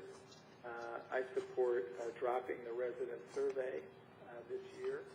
I think certainly this particular year it really isn't needed, and we could save $40,000 for that. I'm reluctant to support an increase in fees. On the bottom there's a bunch of, there's 3 increased revenue choices. I'm reluctant to support any of those in the current climate. There are a lot of folks who are really struggling, low-income folks in particular, and so I'd be reluctant to increase those fees. I do like the mayor's suggestion for forward funding the street repairs. We have a fair amount in the reserve, and I can see doing it that way. I would, streets are one of the few things that I hear a lot about from my constituents, so keeping our streets in good shape, I think, is a very important service we can provide to the community, thing that people count on. And I think that's it. Thank you. Okay. We will take a short break and come back. I had a question and just a clarifying statement. Short, very short. Go ahead. One is, I think some of whether the one-time versus the ongoing marry-up is how you view the reduction in the tax increase. So do you view that as a one-time fee or a one-time change or an ongoing change? And I view it as one-time because I think we change the tax rate and what we get from taxes every year. And then I wanted to clarify something that Councilmember Robinson was talking about, this idea of charging more for energy. I just want to clarify with the city manager, I think what we were talking about before is charging utility companies a higher tax for the use of the right-of-ways. Isn't that correct? Not that we would actually tax people's energy so that someone would actually see a higher fee on their energy bill? Well, I'm not sure what Councilmember Robinson had in mind. I don't know what's possible for us, but I'd like to see all the options. Yeah, I mean, I think there is one of the property taxes that the council establishes each year is on railroad and public utilities. It is not just energy companies. And I don't know what kind of legal parameters there are that are associated with that. But it's a property tax on the company. It's not going to then turn around and necessarily impact individuals' electricity rates in the city, right? Because Pepco's not going to charge Tacoma Park residents different electricity charge than they charge someone in Silver Springs. Presumably not, because that all goes through the Public Service Commission. Okay, thank you. We'll take a short break.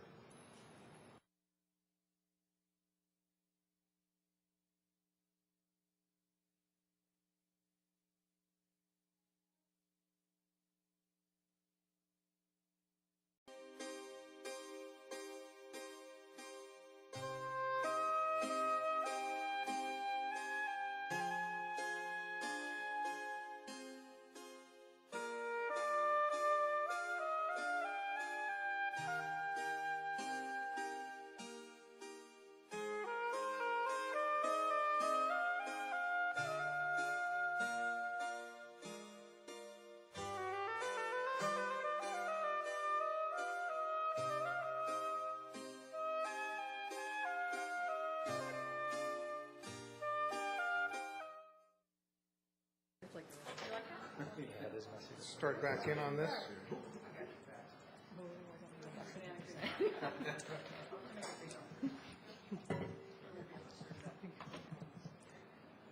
The first thing I'd like to do is take what I think are the easy ones that people agree on, and we'll just say, yes, we agree on those, and they're taken care of. And the first one that we may be able to do that on, but I got to get clarification, is the indicators project and the affordable housing pot of money. I've heard a number of people say that they do or don't want the indicators project funded, but nobody has spoken about the other $25,000 of affordable housing money. So if I say, okay, who wants to shift the money over from the affordable housing? I'll put it this way. I think this is what people were saying. Shift the $25,000 in the affordable housing pot of money to fund indicators project, and take the other $25,000 out of city manager's proposed budget. I think that's the way it's listed on this spreadsheet that we have in front of us, that it would be a $25,000 savings, so that would be the way to do it. So I think that's what everybody was saying, so I'll say, show of hands of people who agree with that, and Councilmember Snipper will have to give a yay or a nay verbally to that. Yeah, I'm not in favor of funding the indicators project. So for me, it would be moving $50,000. Okay, and so I see 1, 2, 3, 4, 5, 6. 6 in favor of shifting 25,000 to the indicators project and removing the other 25 from the proposed budget. I sense that everybody agrees on the police overhire of the 42nd position back to 41 for 93.5. If everybody wants to indicate if they're in favor of that one. Councilmember Snipper, I believe you are as well, right? Yes. Okay, so that one is taken care of. And in addition, the vacant crossing guard position, if people want to put hands up, and Councilmember Snipper, you're in favor of that as well? Yes. And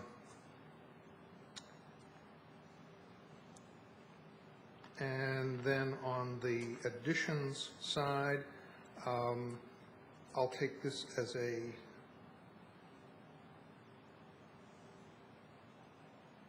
package because I don't think anybody, I didn't hear anybody voice.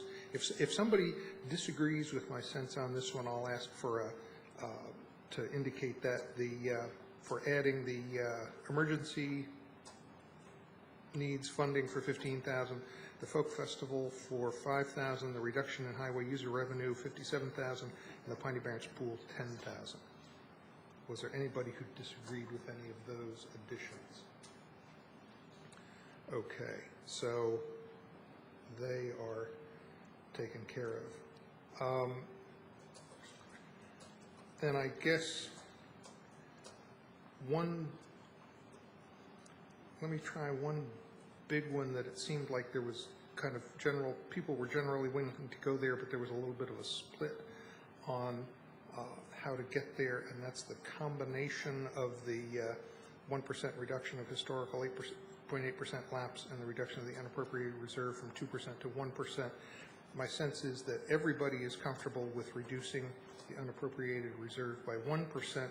The question was whether people wanted to go with reducing that by 2% or keeping it at 1% and kind of finding the other half of that in the reduction of the lapse. So I'll assume that everybody's happy with the unappropriated reserve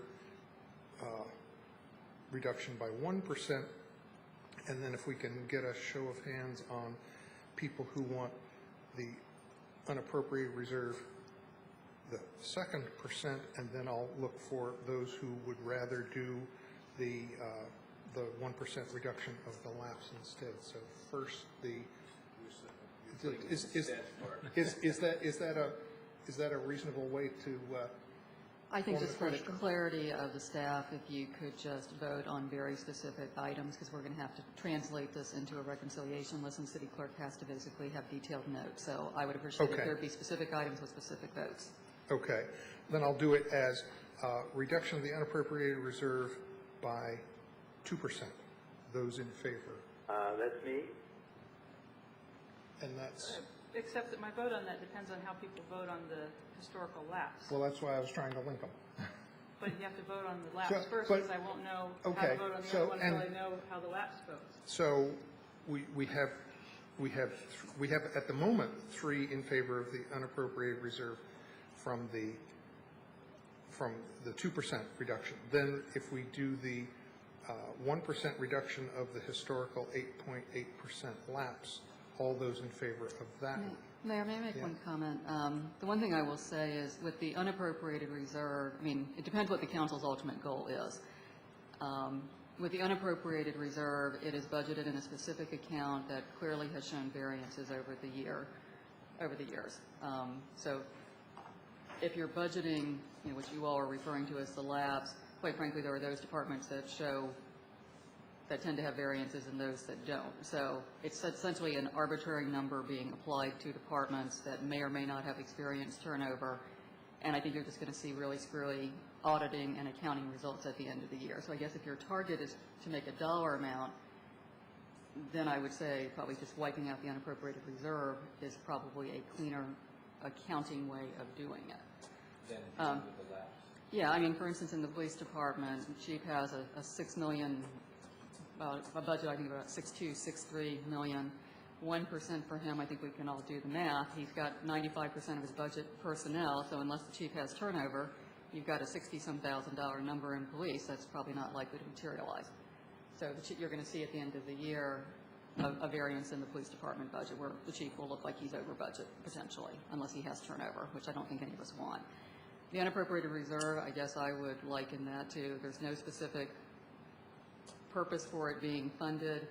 The council has expressed concern about seeing budgetary variances when you get your audit results, and I guess that's the place where, first of all, it's also just a lot easier just to make a reconciliation change. Otherwise, what we're going to need to do by tomorrow is basically go through every single individual budget and calculate what 1% is, and then go through a whole messy reconciliation. So I guess I'm just not clear what the council's goal actually is. Why can't it just be a 1% for all the departments?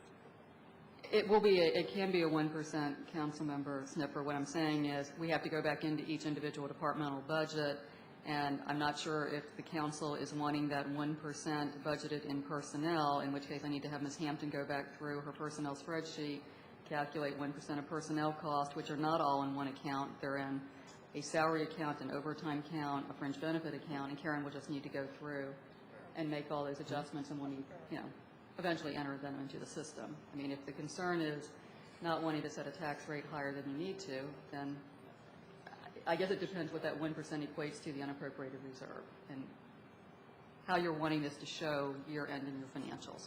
And I can't answer that question for the council. Councilmember Siemens. It seems like if we say that we want to reduce the unappropriated reserve, that then it is that reserve account that's diminished by 2%. Correct. Whereas if we say it's 1% reduction of the historical lapse, then that is coming out of the general fund. Can someone clarify for me what, just so I'm clear on whatever the vote is, what is the base on which that 1% is predicated? Is it personnel costs? Is it the entire general fund budget of $23 million? Entire general fund budget. Okay, because obviously capital, if I take a 1% lapse in capital, it means projects will not be done, because I can't propose a CIP that does not have funding allocated for those specific projects. I'm just getting clarification. I'm not. Right. I'm just. But I think there's a difference between taking out of the reserve, the unappropriated reserve, and the difference between that and taking it out of the general fund. And it sounds like what the proposal is a 1% reduction in the general fund.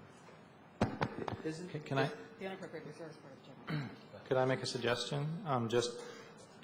I think the cleanest way to do it from an accounting perspective would just be to say that we want the 1% lapse on the entire budget, like the 23, I think it is. That's how I calculated it previously to get to that 8.8.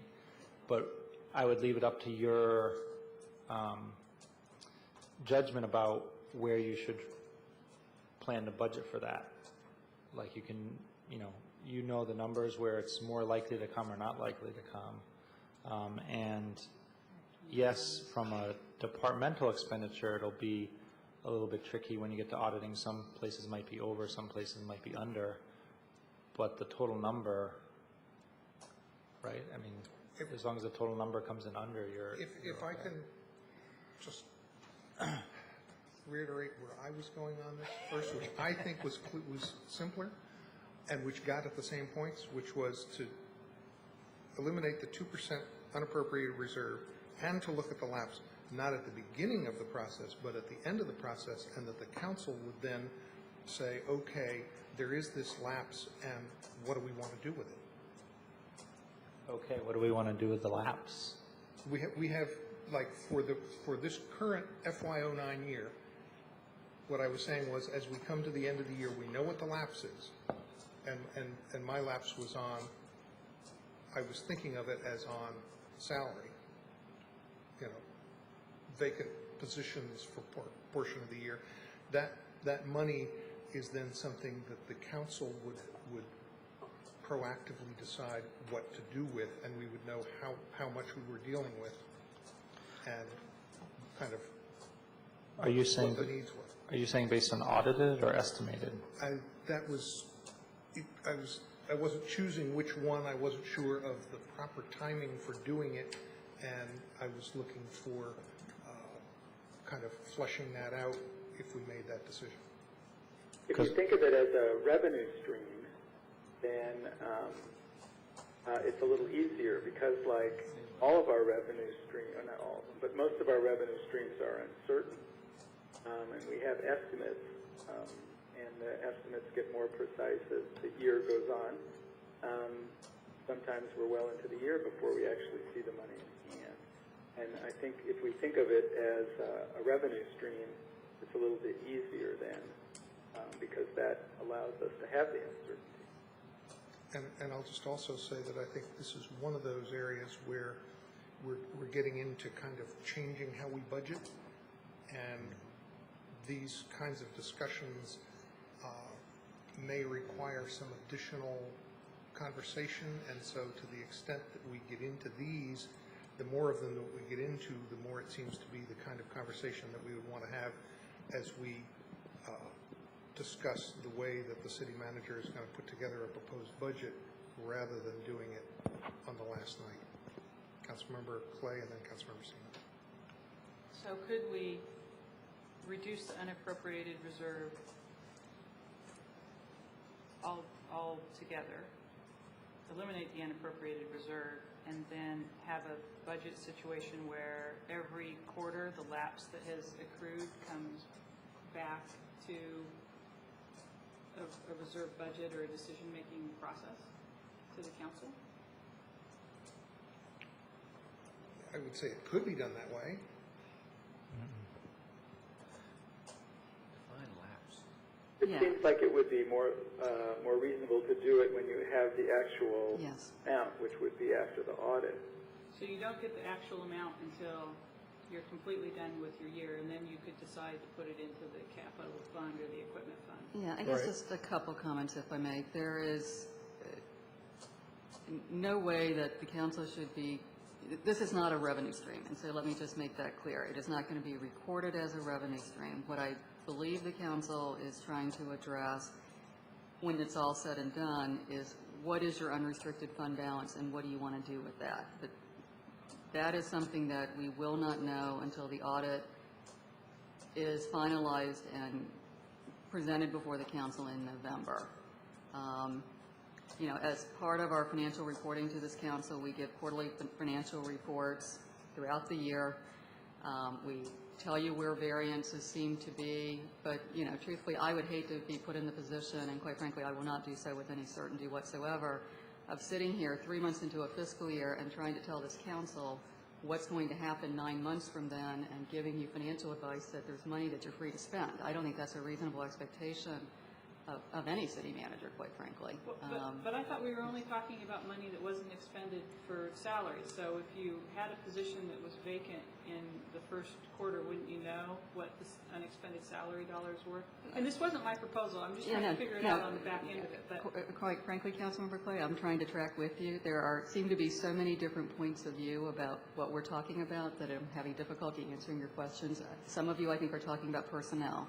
Some are talking about everything, you know, the entire budget. So that's something this council needs to reach consensus on. Okay, well, my original proposal was that you had essentially a whole year, so it didn't, the lapse from 1 year didn't show up in the budget until the following year. That is, you then would have the audited amount. If you, as you pointed out, we get the audited amount in November. Come February or March, when you put in your proposed budget, you'll have an amount for the lapse for the prior year. That's what I was proposing. Councilmember, I just want to clarify. Councilmember Snipper, what you're referring to then as lapse, and I think the term that lapse that is used in the county is what we referred to when I was in Kansas City, and Eric may know this as salary savings. I think what you're referring to as lapse, and please correct me if I'm wrong, is to what degree expenditures came in, how close we were to hitting our projection for expenditures at the end of the year, and how close we came to what we projected for revenues at the end of the year. Is that correct? That is correct. Okay, thank you. And I would, a footnote would be that for specific capital type projects that don't spend all of their money, that would not be part of the lapse. That would not be part of this budget variance or whatever word we would use for it. Essentially operating lapse. Councilmember Stevens. Thank you, Adam. I appreciate the discussion that's gone up to this point because it's helped to clarify for me at least what the definition of lapse is, and it's different depends on who says it. I would like to suggest that since that is kind of bogging us down, that not only the term but the accounting around that we strike that item and just go with the 2% from the unappropriated reserve and then at a later time, we have a discussion about what we do with the budget variance, whether it be just for personnel or whatever different discussions might be. Just a suggestion. Councilmember Robinson. I concur with Councilmember Siemens' analysis of this. I think that this is the first time I've heard the term lapse, and we're talking about $200 and some thousand. And so I feel completely unprepared to talk about that. And I think we're all unprepared to talk about that. And what I'm doing is generating a list, and the first thing on it is lapse. For the discussion that needs to take place before the city manager starts putting together her budget the next time, for the types of direction that the council wants to go in thinking about, I would say, things like lapse, or in the context of where we are in this budget process and what we're dealing with, from my point of view, kind of fund balance. So I see lapse and fund balance as, in many ways, kind of the same discussion and the same shift in emphasis in how the council wants to approach a budget. So, Councilmember Wright. I'm willing, well, first I'd say I'm fully prepared to talk about it. So I don't feel in the same way that Councilmember Robinson feels unprepared to talk about it. But I'm okay with going with the 2% reduction in the unappropriated reserve, with the understanding that part of the conversation is with the auditor, because this is a situation that many government entities deal with, and there has to be a way to budget for it. And I think Bruce hit the nail on the head, is that these two things, the reserve and the budget variance, is what it really is. It's not, if lapse just means the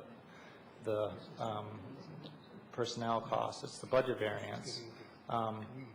What we've been doing is having a budget variance every year, and that budget variance has been going into the unappropriated general fund reserve, and that's just de facto. So we're de facto making a decision, and I no longer feel comfortable with making that decision, because people are going to tell me I can't spend $30,000 or $65,000 for environmental things, but at the end of the year, you know, in 2007 there's $640,000. In 2008 there's $932,000. In 2009 there's projected to be $1 million. So that's the rub for me. I understand that we probably shouldn't sort all that out tonight, so I'm willing to vote for the 2% reduction in the unappropriated reserve, and then make sure that we resolve this lapse budget variance issue for the future. So all those who want to raise a hand for basically wiping out the unappropriated reserve by taking the 2% out of the budget? Councilmember Snipper? Yes. Okay, we have that one. I want to try and deal with the subtractions first, and then we'll go to the additions. Maybe if we can just get, I heard a number of people say that they'd like to take the bridge repair. I'm going back up to the top of Councilmember Wright's list. They wanted to take the bridge repair out of the budget, and my reaction was that we would be shooting ourselves in the foot on that one. I think if we took it out of the budget, any consideration by the county for getting stimulus funding would go out the door, and we would essentially be left with our bridge that the county says, good riddance, we didn't want to do this to begin with, and we're left with no money in the budget to fix what our engineer has said is something that will only get more costly as we go on, and I think we will have lost the linkage to county funding for the bridge, which we all think should happen. And this repair is the small piece, the replacement is the large piece, and I want to say that it was going to be, I get these numbers confused, $1 or $2 million per bridge just for the city's portion, the 20% portion. So looking to leverage about $8 million in federal funding, which would have to go through the county. Am I right? Because they do this and they have the people and. The city, there's two different ways of looking at this. There's the stimulus funding, which the state has elected to give transportation-related funding to the counties, and then obviously, as we all know, it's their call. There is a ongoing, has been in place for many, many years, a federal bridge rehabilitation and bridge replacement program. The city can directly apply for that, I believe, because I've worked in cities that have done that. Okay. Suzanne, did you have something you wanted? No, it's not necessarily. Okay. Can't we build one of those nice covered wooden bridges? Wouldn't that be a lot less expensive? And I also liked the, I believe it was Councilmember Wright who brought up the point in one of the last meetings about whether there was any possibility to make the argument for using the speed camera money for pedestrian safety improvements, that a lot of the reason to do the bridge is to have it meet ADA standards, and a lot of the cost is in that.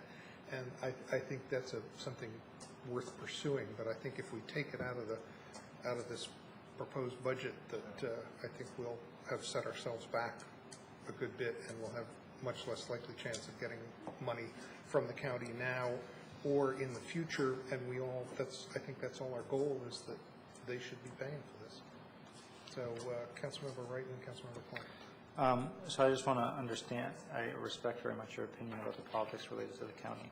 So I want to understand, if we're proposing that they use stimulus money to fix the bridge, aren't we? We're proposing that they use the stimulus money to pay the whole thing, not a 50-50 split that was in that letter. And I think that would be a good end result. But I think if we take the 168 out of our budget, they won't even attempt to work the politics of getting us the full amount for the stimulus funding, which the executive has said they're not going to do.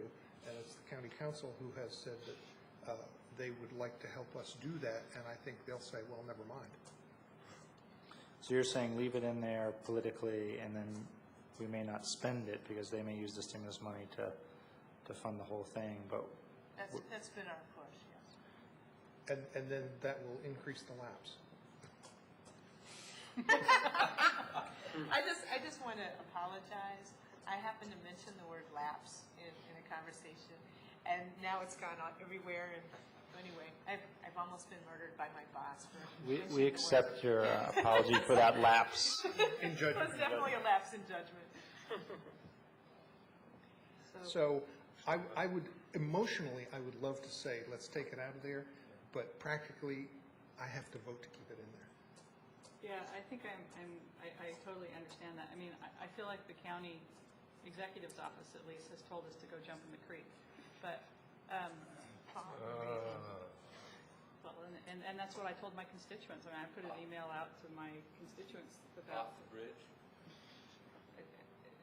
About the response that we got, because one of the two bridges serves the Long Branch Sligo area. So I guess I haven't been totally up to date on the whole council aspect of it, which is amazing that I've missed that, because I feel like I'm going to 2 meetings a night every night for the last month. But so you're saying that we are getting support from the county council members? Yes. Okay. We've received... Because the last thing I saw was that letter that we got from whoever that was from the county executive's office. That's right. But in terms of the discussions, Mayor Williams has also spoken with Councilmember Urban in the discussions that I've had with county council staff to the county council members. We've gotten a lot of support. Okay. And I think at this point there's frustration among county council members that they have not yet seen the list that the county executive staff wants to use for stimulus-funded transportation projects. Because we had a great project, right? I mean, talking about shovel-ready. We have a great project, and so one of the things that has been the information that was communicated to us was that the county council has put on the reconciliation list a loan of $168,000. A number of the county council members pretty much see it as a placeholder to be able to then deal with the discussion of allowing municipalities to have some access to stimulus funds. And I think a good amount of pressure is going to be put from the county council members for that. Well, I would support the mayor's good judgment on this as well. And I just want to make sure that that placeholder doesn't end up meaning that the stimulus money is $168,000 and not the 340. The 336. Yeah, The- 336. The argument that we have made is that it makes sense to pay for the whole thing out of stimulus funds. I mean, it starts to, even if just the paperwork starts to get messy when you start splitting things up. Until any of us see the list that the county executive has for projects, it's a little bit hard to know where we might fall on that. But we've, I think, made a pretty strong case that to pay for the whole thing, the full $336,000 out of stimulus funds. I guess my fear about putting into the budget is then they say, oh, they have that in the budget. So when we're thinking about the stimulus funds, we only need to put 168 in, or paying out of stimulus. I think it's one of these things where if we showed that we weren't helping out, we might lose the county council's member support in this effort. And so it's a judgment call about the politics of it. And we'll certainly make the case that it should be all of it as soon as we have that opportunity, given the opening that we think is coming. So, any more comments on bridge repair? Those in favor of keeping bridge repair in the budget? I am. Okay. I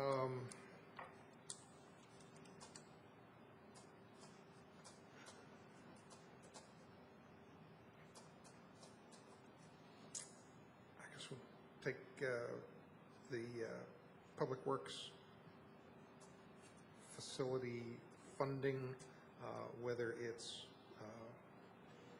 with all bonds or with bonds and using some of the cash reserves. Or not at all? Or not at all. So we have three different things, and so maybe I'll take what I think may be the easiest question first, which is those who want to not do it at all in the FY10 budget, but delay it. Okay, that's one vote. So Wait a minute. Can you rephrase that? to take the whole project off the books for the proposed budget for Postpone it a FY10. year. You support that, Ruben? So that is doing it all with bond funds? No, that's doing nothing. No bonds, no cash. Delaying it. Delaying the project? No, Yes. 1 year. 1 year delay. No, I don't support delaying the project. Okay. So there was one vote for that. So now it's a question of people want to go forward with funding for the project, and the question is whether people want to use part cash and part bond or all bond. So I guess the simplest way to ask the question is, who would like to use only bond money, no cash?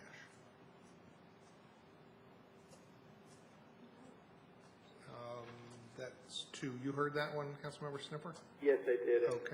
Okay. So then I'll ask who would like to do it with a mixture of bonds and cash. I do. So we have 4 to 2 to 1. Can I just make one point? Yes. Basically, because I'm proposing what you do with that money is give it, not increase the taxes as much. So it would be, in essence, flowing back into people's pockets, or not flowing into ours. They would get to keep it. If you ask most citizens, basically, would you like your money for the next years, and you can invest it however you want, or would you like us to have, and your taxes will be slightly higher. Basically, the financing rate is like under 3%. If you can't get 3% out in the marketplace, you're doing pretty poorly as an investor. I know, markets go up and markets go down, but even if you put it into Treasury bills, you get better than the 3%. So think about it that way. You're using taxpayers' money, and actually, because we're financing it, it's very low-cost money. And instead, they could be using that money, they could have that money and get a return on their investment. Councilmember Robinson. If you're going to, Councilmember Wright, if you're going to put it in the context of what an ordinary person would do, you could also say you need to put an addition, you need to fix the back of the house, of your house. You need to redo the back of your house. You want to finance all of that debt, or can you pay for some of it in cash? And I'll give you a 3% interest rate. What do you think people would say? Depends on whether they have the cash in hand and whether they want to take on a certain amount of debt. I think most.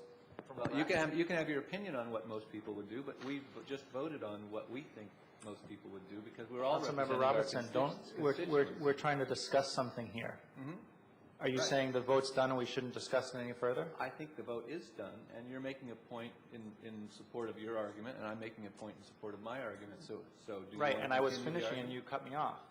So what I was saying. Well, let's not get into that. I was saying is, if you looked at it rationally from a dollars and cents perspective, you would take the 3%. Okay, and I'm saying, not everyone would look at it in that way. That's all. That's fair. Would anybody like to change his or her vote? Okay. Yes. I just want to make sure I'm clear as we're trying to get something together for tomorrow afternoon's packet. The level of cash that my proposed budget assumed for the Public Works facility was $500,000. There's clearly support in concept, but is the vote that you all just took, should I construe that as saying that you're okay with the $500,000 in cash? I just want to make sure that there's no other dollar amount that someone else has in mind. I don't believe there is, but I just want to be sure. I didn't hear anybody talking about a different dollar figure. That was the way I understood Okay, it. just wanted to, thank you. Okay. That I didn't agree with. The next one is increasing the rental license fee to cover the cost of programs phased in over 3 years. The proposal is that would provide funding in the amount of $87,462, and my notes had some people supporting and some people not. So I guess maybe if we can just do a straw vote now and then see whether we need to discuss anything further. So I would say all those in favor of increasing the rental license fee, if you can raise a hand. I see 2, and then all those not in favor of increasing the rental license fee. I was going to give a chance to do it and then find out if he didn't say something on either one. So all those not in favor of increasing the rental license fee. Councilmember Snipper? I'm opposed to increasing the license fee. Okay, so that is, I abstain. I know, I was just going to say, and that's 4 in favor of not increasing it, 2 in favor of increasing it, and Councilmember Siemens abstained. So, what did I say? I heard Snipper. Oh, okay, entirely possible. So I think, let me just make sure that there wasn't anything else on that subtractions. Did we do the rec department management? Oh, sorry. I had a mark next to that one and went past it. So this is the proposal to, I heard different proposals and different discussions where I thought this one was. I might need a little help on this one. This says reduce the recreation department management overhead, but I heard some other proposals. Is this where everybody kind of ended up? Yeah, it's well, what I put forth, and I think I was the person who put it forth, is to eliminate the current position that is the Tacoma Park, New Hampshire Avenue Recreation Specialist, which is the $74,000, and have them cover that with one of their other senior managers that they It's $50,000 here. I wouldn't object to leaving it at $50,000 so that the other $24,000 could be used for additional part-time staffing support to the center.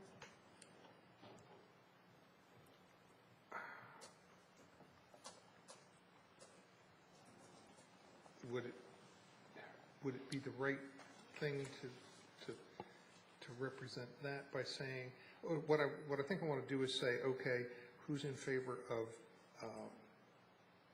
reducing money for a position, and depending on the answer to that, who's in favor of a general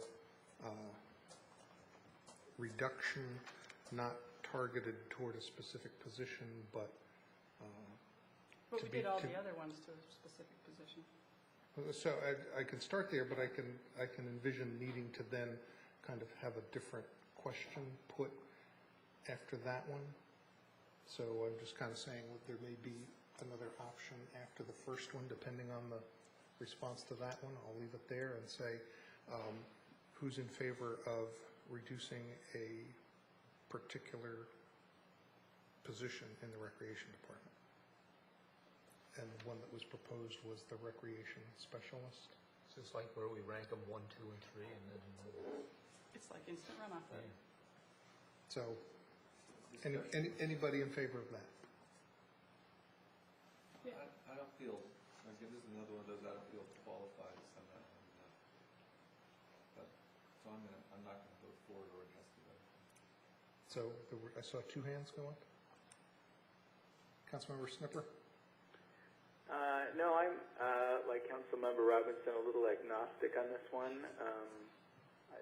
The rec department has performed pretty well this year. I'm reluctant to shift things around too much. I do think that, as Councilmember Clay has indicated, there's probably some shifting responsibilities that make sense. So I'm in favor of just a sort of flat 50,000 and let rec figure it out. Oh, and that was going to be the second choice, which is what's here on the reconciliation list from Councilmember Wright, which was reduce the Recreation Department funding, or should I say management overhead? Yeah, I want to represent this accurately so that we're voting on what people who put it forward say. Right. If there's not 4 votes to eliminate the position, I'm not in favor of cutting the funding to the Recreation Department. The issue is that they have 20.7 FTEs, and 9 of them are coordinators, program managers, or senior managers. And one of them is a full-time administrative assistant. You know, that's the issue. It's not about, you know, cutting the overall money that goes to the Recreation Department. The only effect of cutting $50,000 out of the budget without making a change in how they do their senior management staffing is that you're going to reduce part-time staffing, or they're going to go back and that position that was created, that Melanie filled, that was the nighttime desk person who quite frankly was the person who managed to get the doors opened and the chairs set up when all of our constituents come and actually use the community center. That's what they're going to cut. They're not going to proactively go back and address this disparity between the number of managers and coordinators and supervisors that they have relative to their FTEs because they don't think it's a problem. I think there may be a Councilmember problem. Barron. Thank you, sorry for blurting out. I can do things now that I may not have been able to. I think that maybe the issue is nomenclature, assistant this and management that. From what I have seen of the rec department, it seems like all of the managers have program responsibilities. So we have to be careful with the rhetoric here because it almost sounds like you've got all of these very well-honed bodies sitting around being bureaucrats, when in fact that's not the case. They're all interacting with kids or seniors or someone every day. And I think that they've done an excellent job this past year. I think the programs are growing rapidly, and therefore this is not the time to reduce FTEs. Certainly it's not the time to shift people over to New Hampshire Avenue, because as I pointed out repeatedly, that's the area where there really is tremendous need on a wide variety of levels, and I would hate to see it being staffed and managed by people who are pulled from other places where they're also needed.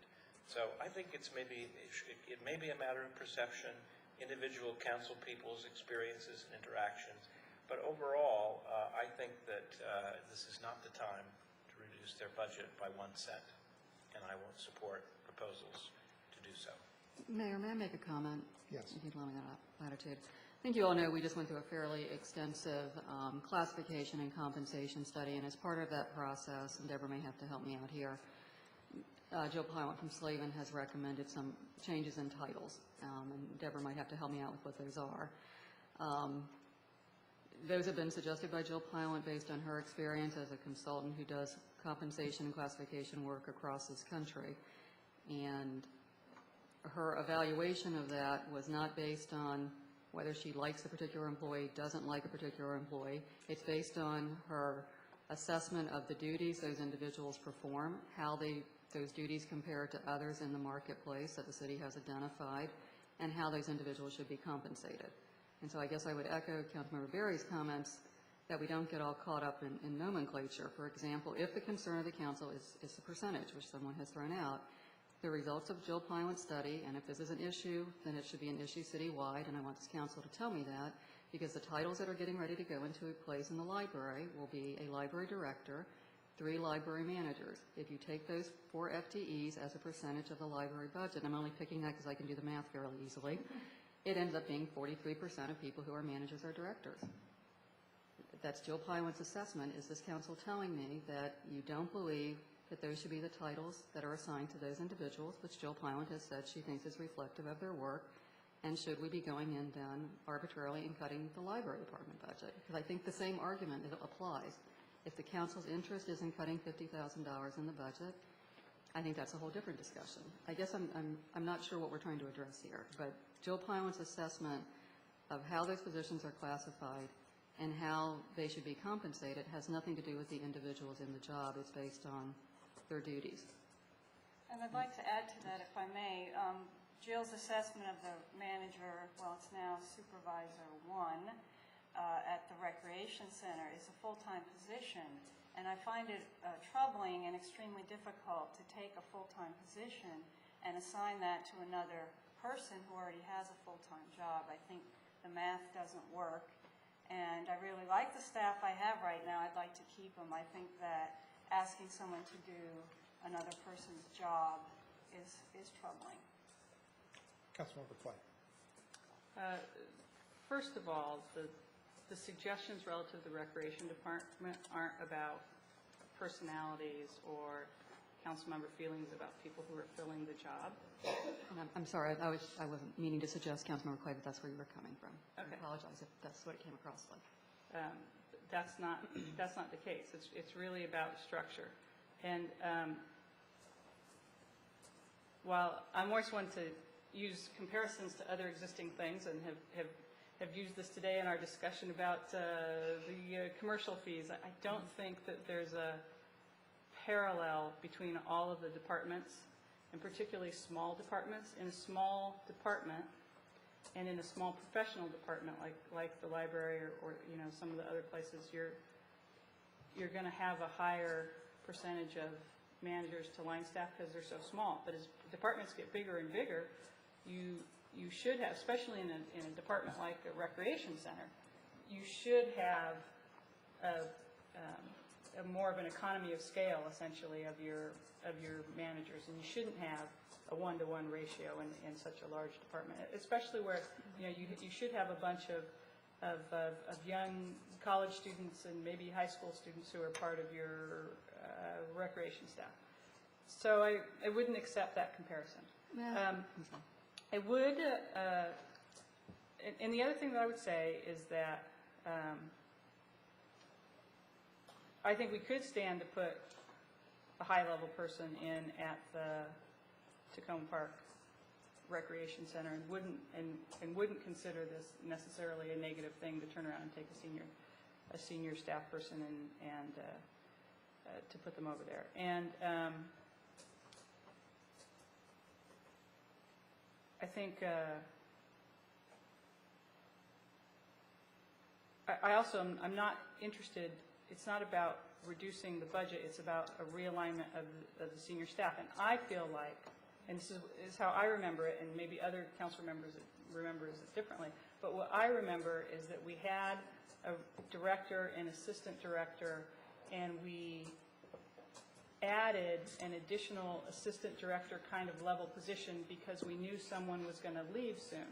And then when that person left, I was surprised when we refilled their position, especially when then we also came back with the argument to add the person, which ended up being Melanie's position, I don't know what you call it, but, you know, who titled themselves as the facilities manager. So I never understood why, after we added what is Gregory Clark's position that seemed to me to be new, while we had somebody else who was leaving, why then when that person left, that position didn't go away. Kind of like what's happening with the police department. So I've never understood that move.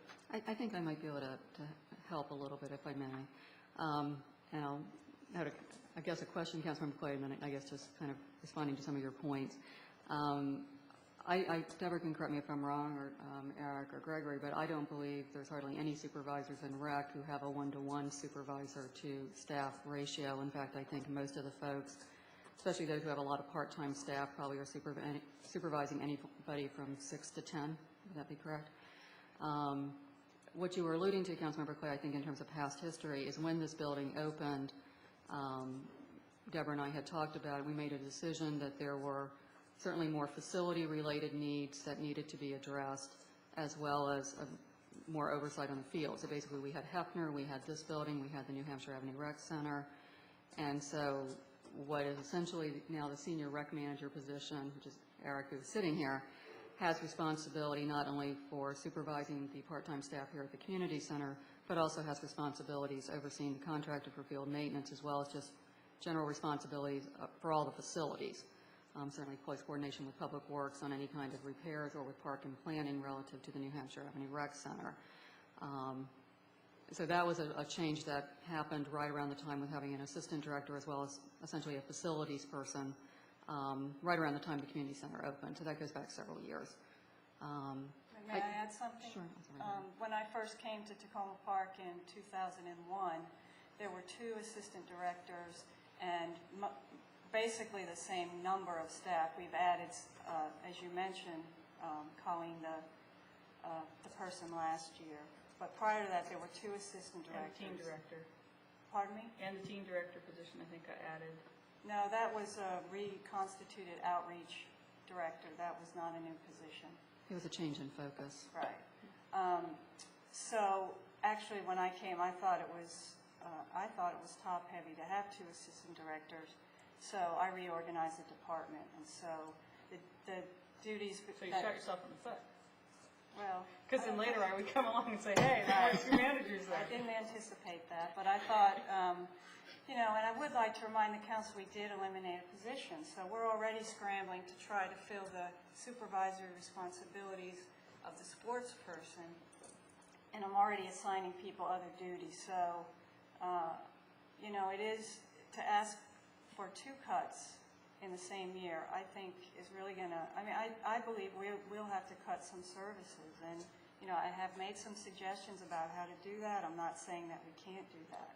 But we've added our involvement in the Piney Branch Pool. We have coming online, hopefully next year, a skate park at the Piney Branch local park.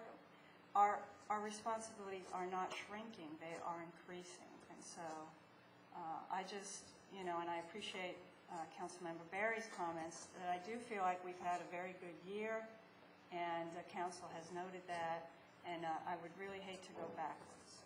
And I feel like that's what this decision would do. And if I can just Close this out. Yeah, just let me get one question, which is I know that the FTEs are 20 point something, but the city manager was talking about a lot of part-time, and so I know that a lot of the FTE number is made up of part-time. Any quick sense of how many part-time people are involved in making up that full-time Yes, equivalency?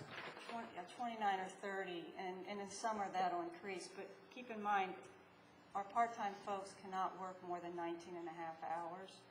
And so some of those are at 19 and a half every week. We might have a few people that work, 4 hours or 10 hours, and it basically changes every week. But Okay. everyone. And it increases in the summer with camps and things like Exactly. that? Okay. Councilmember Clay. I was only interested in seeing a redistribution of the supervisory staff. I Of the wasn't- duties, not changing the I'm not dollars. interested in cutting the budget for the sake of cutting the budget in the Recreation Department. So if we've had a vote and only 2 people have voted for the change and the others haven't, I wouldn't want to move forward with the other question unless someone else wants to propose that, because that's not the proposal I was making. Okay. So it sounds like Councilmember Clay is saying we don't need to kind of look at the next question. And so where we're left with on recreation is with the city manager's proposed budget, which cuts one position. Okay. Thank you. We have a number of other subtractions that were proposed by Councilmember Siemens, and I think I got them all down. I had 5 of them, and just so that everybody, make sure that everybody knows what they are, they were the increasing the after-school fees, eliminating the resident survey, reducing 15,000 out of the newsletter, eliminating the 9,000 support for the survival guide, and the 20,000 for the gateway signs. Do people want to take those individually, take them as a package? Councilmember Clay. I specifically don't support eliminating the gateway signage money. Okay, so we'll This is take, just reducing it by 20,000. We already have, I think, 60,000 in remaining for FY09. I understand, I don't support that. okay, so we'll take them individually. Increasing fees for the after-school program by $12,400. Who's in favor of that? I see 3. 4. Councilmember Snipper? No, I don't I do not support increasing the fees. I would make my vote contingent upon something that Councilmember Clay said, which is that the money is not necessarily used as a revenue source to cut something else, but used as scholarship money for people. I'd be supportive if that's the case. If we're not using it for scholarship money, I'm not supportive. I would agree. Can I just ask for clarification? Yes, Is if we it can the- get a is- little information on that one. Yeah, I might look to Deborah, but Councilmember Clay, is the proposal for scholarship money that would be targeted specifically for the after-school program or scholarships generally? For rec programs, obviously, but I would put it where you need it. I wouldn't necessarily, I note that there's a discrepancy of need in different programs, and so I wouldn't limit it to one program. okay, so if I understand, basically adjust the fees where essentially, to some degree, those who can pay and use the savings to offset perhaps those who are having fiscal difficulties. Because you only have $9,000 in the scholarship fund right now, right? I'm We gonna don't look at- have a scholarship fund, and I'm looking back to Ms. Brooks because as far as I understand, you can't take revenue and make a scholarship fund. She has taught you well. Why not?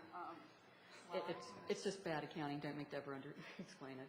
I've tried all kinds of things. Deborah, when you give scholarships, really, it's really foregone revenue, it's That's not increased expenditures, is And that correct? we've never denied a scholarship, so that wouldn't really add scholarship. What it would do, we did raise the fees this year to $1,500 for a resident from, I believe it was $1,200.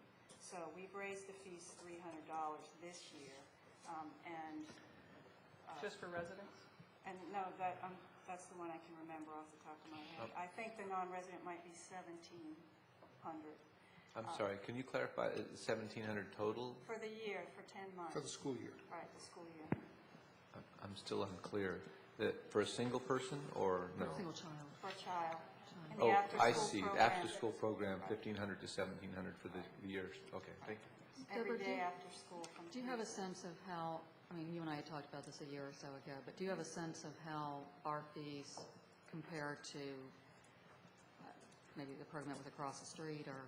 Well, I think this past year's increase put us pretty close to the market of everyone else. Now, the Y has a program at the elementary school, which next year will not be there. So we're not clear yet on whether that's going to create more of a demand for us or not, because I'll tell you what the fee difference is.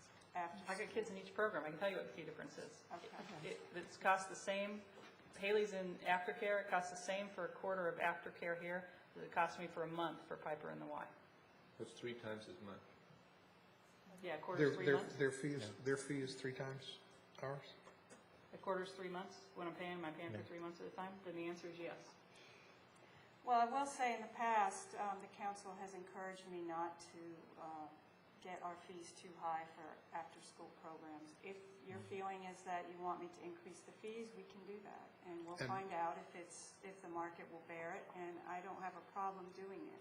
And I anticipate putting on an agenda relatively soon, discussion of program fees, because I think the council needs to kind of revisit that.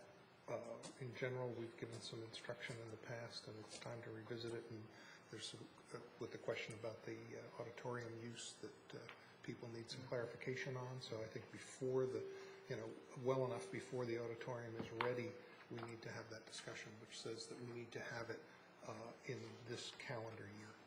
And if I could add one thing, Mayor, this year I would say I've noticed a change in the people who are enrolling. More people have asked for a sort of payment plan, which is a quasi-scholarship, because they've been laid off, or so I've personally signed probably, I don't know, maybe 5 to 8 of those plans, when in the past it might have been 1. So I will say there is some pain in the community. But again, I can do it. Councilmember Wright and Councilmember Clark. It doesn't sound like we have a good way to actually structure it so we know the funds would go to helping increase scholarships or enrich the scholarship dollar amount. So I would defer that decision until we have a conversation about fees, and maybe ask the city manager to come back with some creative ways we could create a scholarship fund. For example, the rec committee could set up a 501c3, because I imagine the problem has to do with the accounting and keeping track of that as a fund within the city budget, right? So you could create a 501c3 scholarship fund that the committee managed, and money went into that, and then it was given to. Yeah, I'm going to kind of look just very briefly, Yvonne, if I'm totally not making sense from an accounting standpoint, you'll scowl at me and we'll just move on. Since we don't actually, it's not, any scholarship is basically noted as foregone revenue. I assume, Deborah, you track that. Yes. So basically, we provide the service, we just don't have the revenue. One option may be to track that foregone revenue in some way and do something with it. I'm not quite sure what, but I mean, if you're wanting to track those scholarship dollars, I mean, Deborah would have that paperwork because she has to justify, and we have to be able to show the auditors why people were not charged. Is that correct, Yolanda? Basically, it's. I see nods, yes. So, Councilmember Clay, Councilmember Siemens, Councilmember Robinson. That's what we did in the recreation programs that I worked in. It was foregone revenue, and so the money represented slots.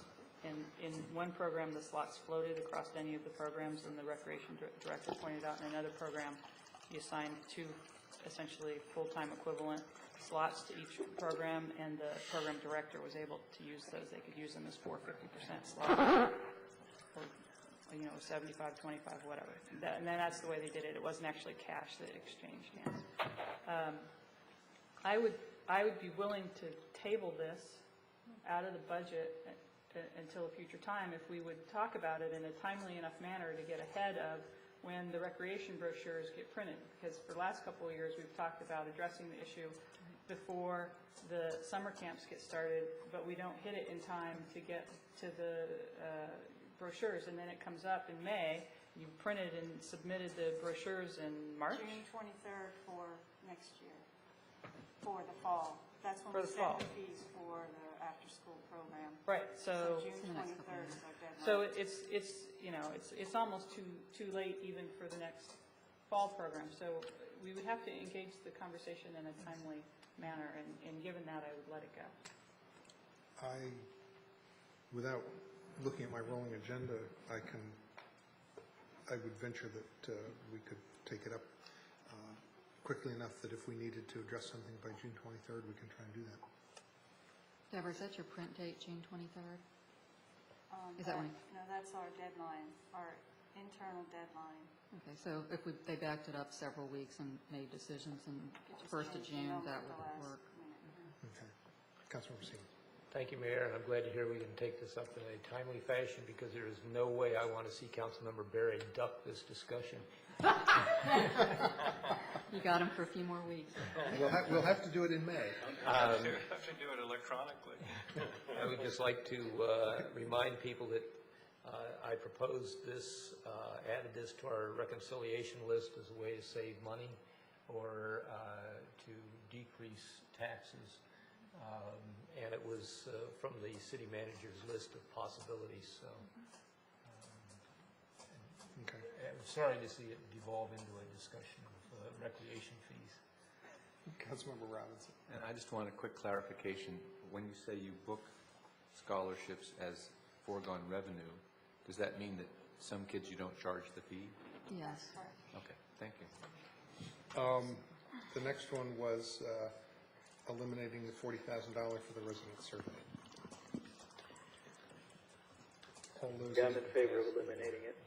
Okay, all those in favor of eliminating the $40,000 for the resident survey, we have Councilmember Siemens and Councilmember of eliminating the $40,000 for the survey. For this year. For this year. I see 2 votes in favor of that, Councilmember Snipper electronically and Councilmember Siemens. I've lost this under the judge. What happened? I thought we were a team. What's going on? I could say the same thing to you. There's a little sniping going on the dais here. Teammates who are feeling slighted. Now this 1036 coalition's breaking apart.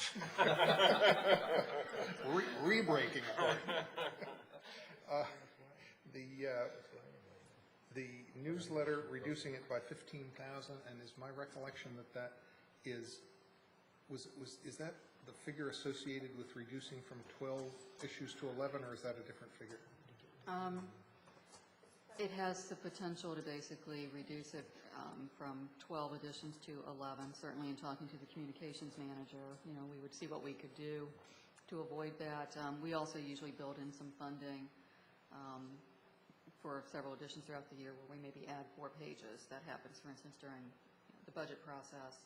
I think we've had inserts for like the New Hampshire Avenue activities, things like that. So it might impact some of those, but I can't definitively say it would reduce the additions. And how long ago did we go from 11 back up to 12? I think it was just this year. Just this last year. I mean, we would certainly try to see what creative ways we could do to avoid that if the funding's cut.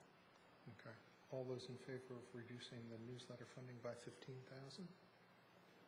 Councilmember Snipper? No, I don't support it. Okay. That only got 1 vote. Eliminating the 9,000 for the survival guide. Who's in favor of that one? Oops. I'm just going to comment. I'm not in favor of it unless we find some other way to put that information out. I would suggest that we should then convert it to a $9,000 budget for advertising, allow the city manager to use her discretion on how that's used, because I know that, for example, the Tacoma Voice is struggling this year and is in far worse shape financially than probably the Survival Guide is. I see Housing and Community Affairs, or whatever the title is. I know, I have no idea what my title is. Sarah Daines, who usually introduces herself as I work for the city. I do, very hard.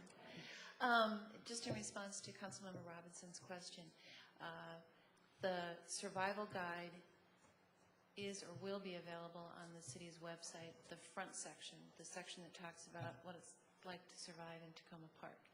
And that'll be the English and the Spanish version of it. The actual directory, as far as all of the businesses and things, will not be included in that because from a city perspective, it's considered advertising. But those businesses, to a great extent, will be acknowledged on the Old Tacoma Business Association's web page or website, and when we get the newav.com website up and running, hopefully in the next 2 months, all of those businesses along in the crossroads and along the Hampshire Avenue corridor will be also identifiable through the internet. It's not the same as holding this big book with a great cover, but the information will be available, at least electronically. And Councilmember Clay. You know, the survival guide money seems to me like the kind of thing that we would bid out in any other circumstances. I mean, I'm not really sure why it's in the budget year after year. But I am sensitive to Councilmember Wright's commentary that this particular local organization is accustomed to getting the money. They haven't had really any significant warning that they might not get the money. They probably don't have a great plan to replace the money. This is a bad year to try to replace the money. And so maybe instead of cutting the money this year, we should put them on notice that this has to be evaluated and maybe bid and other things in the next round, and advise the city manager to do that next budget. Sarah, can I just ask a question? This is delivered to everyone's house by the nursery school, is that correct? I mean, is that... Correct. You should be getting your survival guide on the weekend of May 15th, I believe, this year. I was just trying to... So we've already given them the money. That's this year's For money. this year. Right. Right. I just processed payment the other day. Councilmember Stevens. I guess I could support that if we designated it as money for advertising so that next year it didn't just become a slip-on into the same thing again next year, with an understanding that the city manager would use it this year for the survival guide. And I think it would, I would also like to see the financial accounting of the book, because those types of books usually make a great deal of money, and they're usually commercial enterprises. So it kind of bothers me that we are spending a great deal of money per page for advertising. May I expand a little bit on that?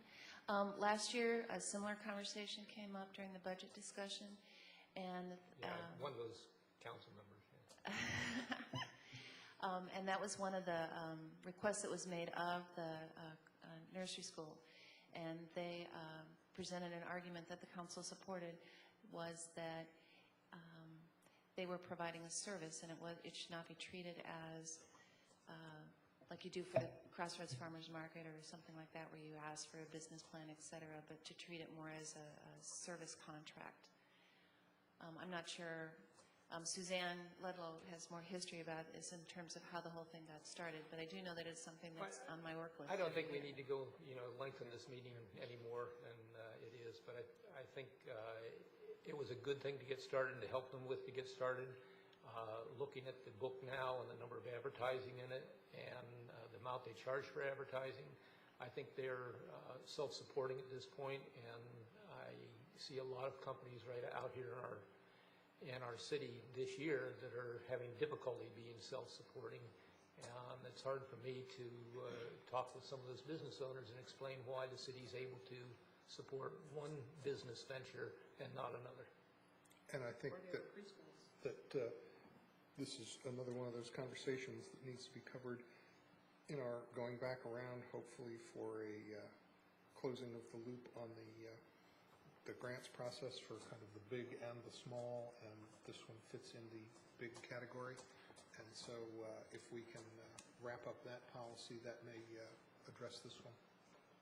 Councilmember Robinson.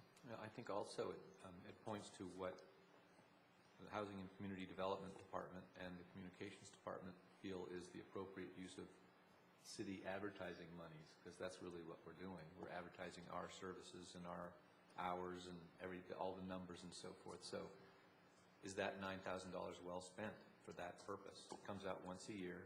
Everybody in town gets it. It's well known. Is that where we want to be? And so I look to you to give us options. If that's the option that you're most comfortable with, then I would listen to that. If there are other options, then I want to hear about it. I will. Not at another time. At another time. Not now. But it's that's a little bit different than the grants conversation.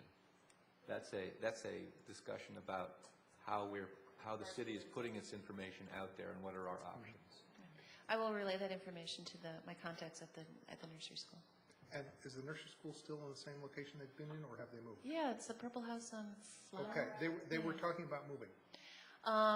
Yes, we've had extended conversations with them, but not in the last 6 months or so. They were looking for a larger facility, if I remember correctly. And they thought at one point that it was going to take them out of the city. Well, they've Not started doing the grade school. spots we were showing them, but Okay. They've expanded from nursery school. They have a couple of grade school classes Okay. now. So the survival guide, it sounds like for the moment we're leaving in. Is that? But changing the designation for advertising. Yes? Okay. And the final one is the gateway signs, reducing the amount in the budget. Is Councilmember Siemens correct that there's 60 in there? No, there's 20,000 in the FY 2010 budget. So this would be taking out all the money for gateway signs? As I understand, the number that Councilmember Siemens cited, yes, that would mean no signs in 2010. Those in favor of that? Councilmember Snipper, noise, no noise? I'm not in favor of Okay. deleting the signs. Okay, thank you. So, none of those 5 got sufficient support. We're now at the additions list, and we've already taken 4 of those at the top, which was so those are already taken care of. So we're left with 100% wind power, the environmental manager, and the employee health insurance costs. Do I have them all? Does anybody see anything else that should be on that list? Okay. We'll start with 100% wind power. Those in favor of, let's see, before we do that, the city manager's proposed budget takes it from 25% to 25% to 50%, and that's 15,000, and so this is a doubling of that, so it would essentially be to take it from our current 25% to 100%. It's adding 30,000 to the budget, which already has 15,000 added in.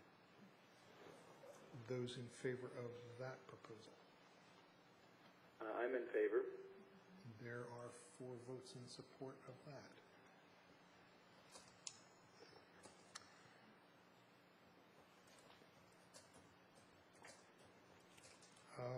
The environmental manager.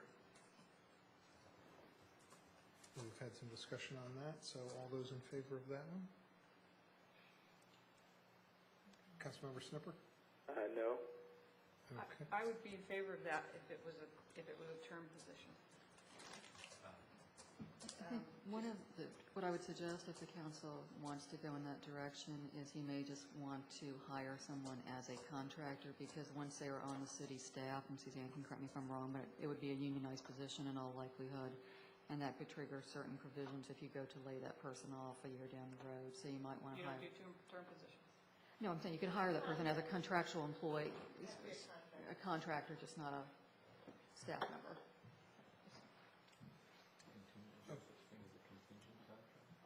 No, it would be somewhat similar to the way the CSAFE staff is handled. They are actually contractual. The arrangement with the city is contractual because their continued employment is contingent on grant funding, so it would be very similar to how we handle that.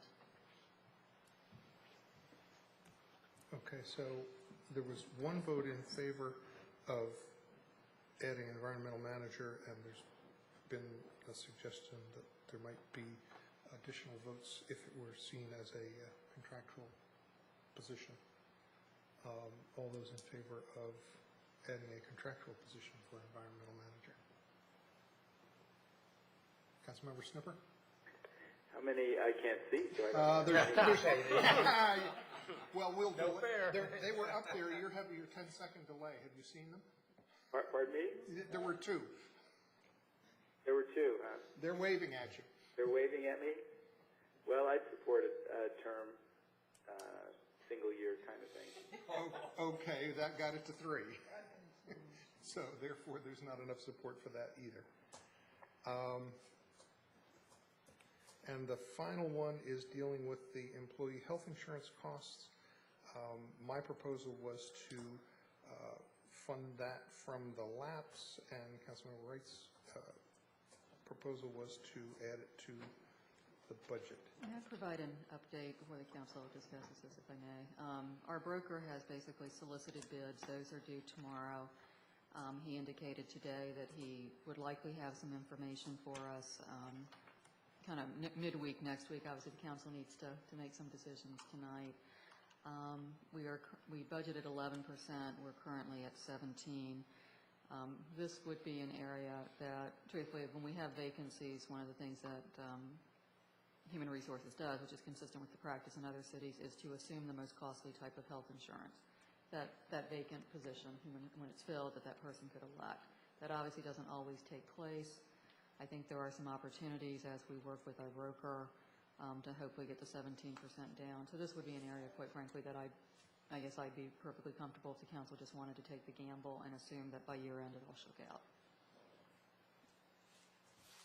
So therefore, you're saying I'm saying don't adjust the budget. Don't put in a figure to add for that and leave it at your 11%. Councilmember Wright, you got a comment? No, I considering we haven't really dealt with the budget variance / lapse issue, I would opt to not put any money into the budget to deal with it, because I'm incredibly confident that there will be money at the end of the year.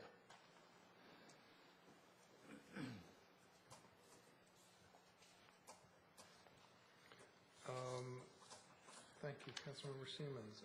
The forward funding for the street repairs to match the WSSC banked funds. Carol, did you want to say anything about that?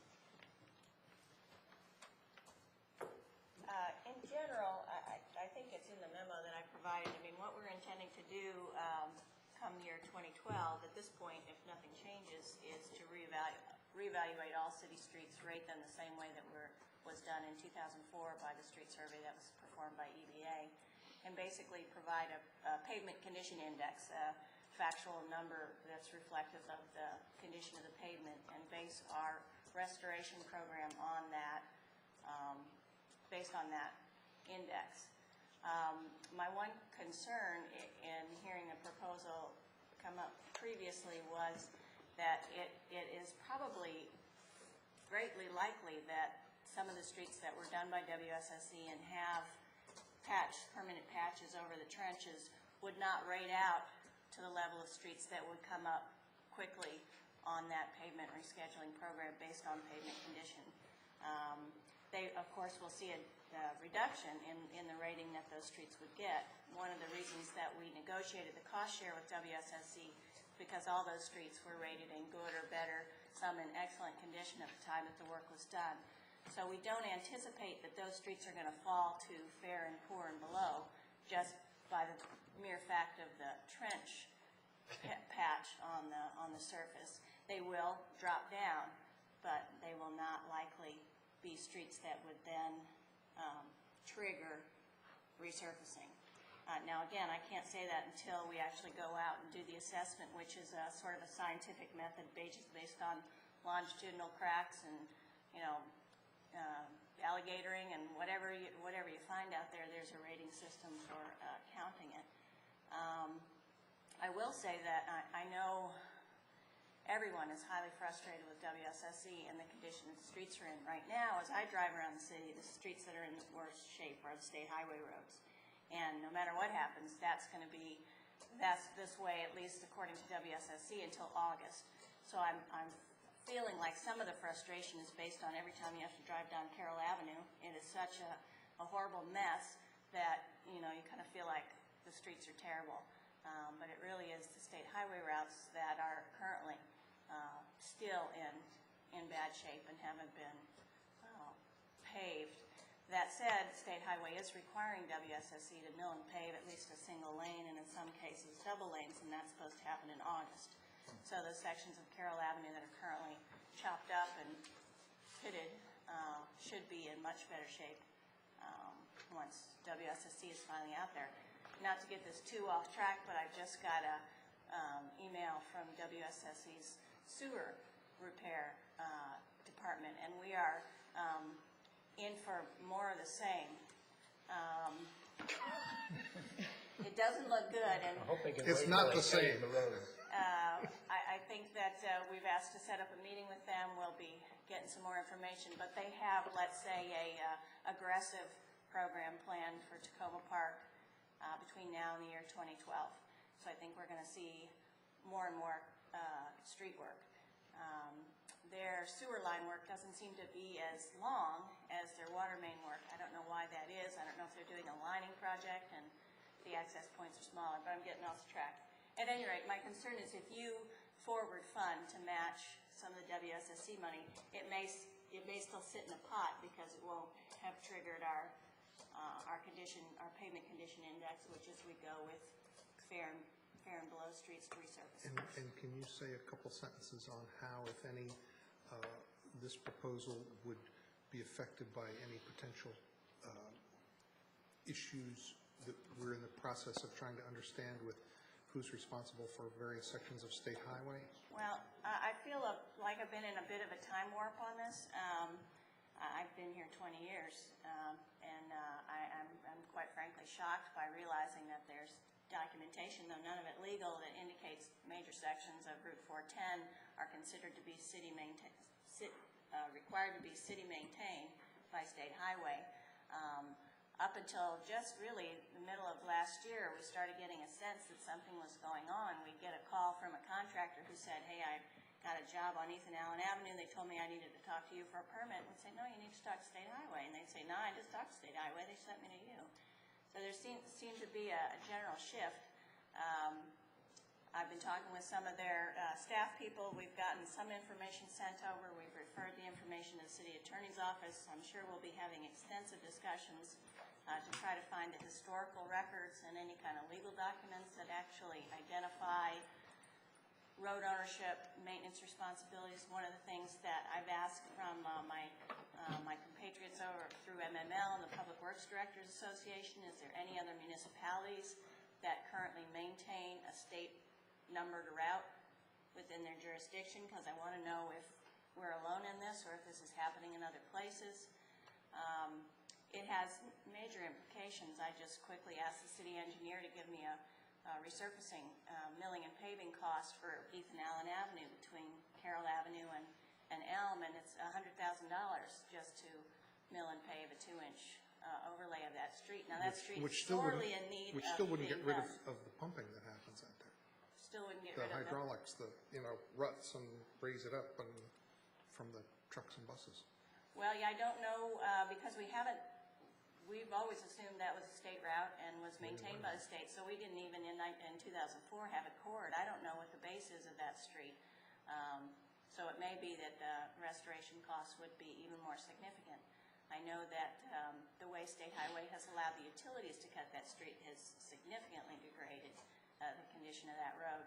So it's kind of a two-edged sword. I'm almost say let's take it, because then we could better control what the utilities are doing on that road, but at the same time, it's been left in deplorable condition and unmaintained by the state. I'm sure you can all remember just not too long ago, we were negotiating with the state for the sidewalk repair funds on that road that they identified as theirs. We had to get permission from them and a permit to put in a handicap ramp at Jackson and 410. So I'm baffled and confused, and we're still trying to get to the bottom of it. The other two sections. Shouldn't we be having the legal staff take a look at this, because they're... Yeah, it's true. They are. Yeah. There's two sections of Philadelphia Avenue that they've also identified. One is between Carroll and Maple, and the other is just past Cedar to Chestnut. And so, given all that, does it make sense to try and put extra money in there to forward fund WSSC stuff now? Does that conversation, what I was getting at was, does that conversation with State Highway about these potential changes in any way change our approach to the forward funding? So it would be a decision council. I don't know how that eventually is going to work itself out to our favor or to not.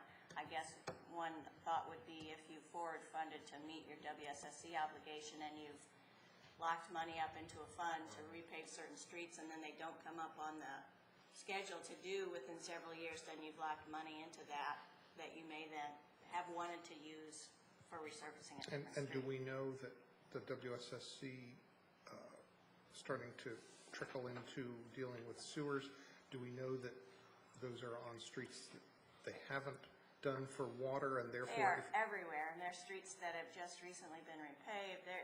So that it's possible that if we forward funded milling and overlay on streets that have had water repairs, they would come in and tear them up on sewer. Yeah. Elm Avenue is one that shows extensive sewer work. Councilmember... The other section, not yours. Councilmember Clay and then Councilmember Wright. You're giving me a headache, Carol. I could send anybody the map we'd like to see. No. She could send you her headache. I know. No, I don't want your headache. I'm sure it's worse than mine. Okay, so before we talked about just funding street repairs, additional street repairs, and then it became forward funding WSSC. Let's go back to just funding street repairs.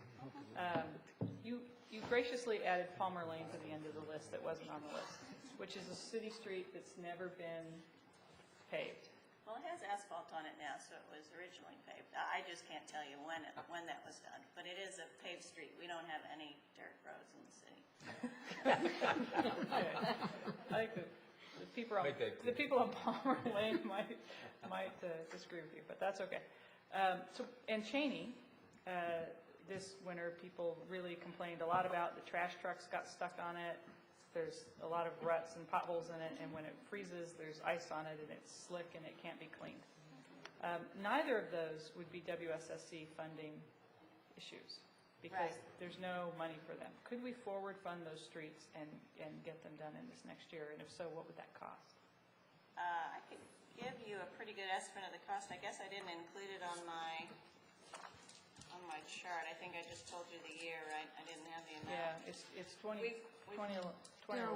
Would it be safe to say that the streets in 2011 would be, the cost would be essentially equal to what's in the budget after debt service? Yeah, it works out to the 175 or whatever for all three of those in 2010. I think it's like 168, 170,000 roughly. Well, there's four of them for FY11. Palmer and Cheney are both small. Yeah, they're short.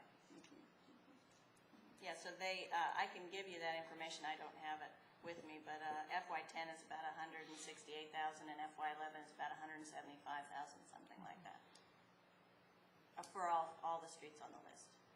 So maybe it'd be 75,000 for the two of them?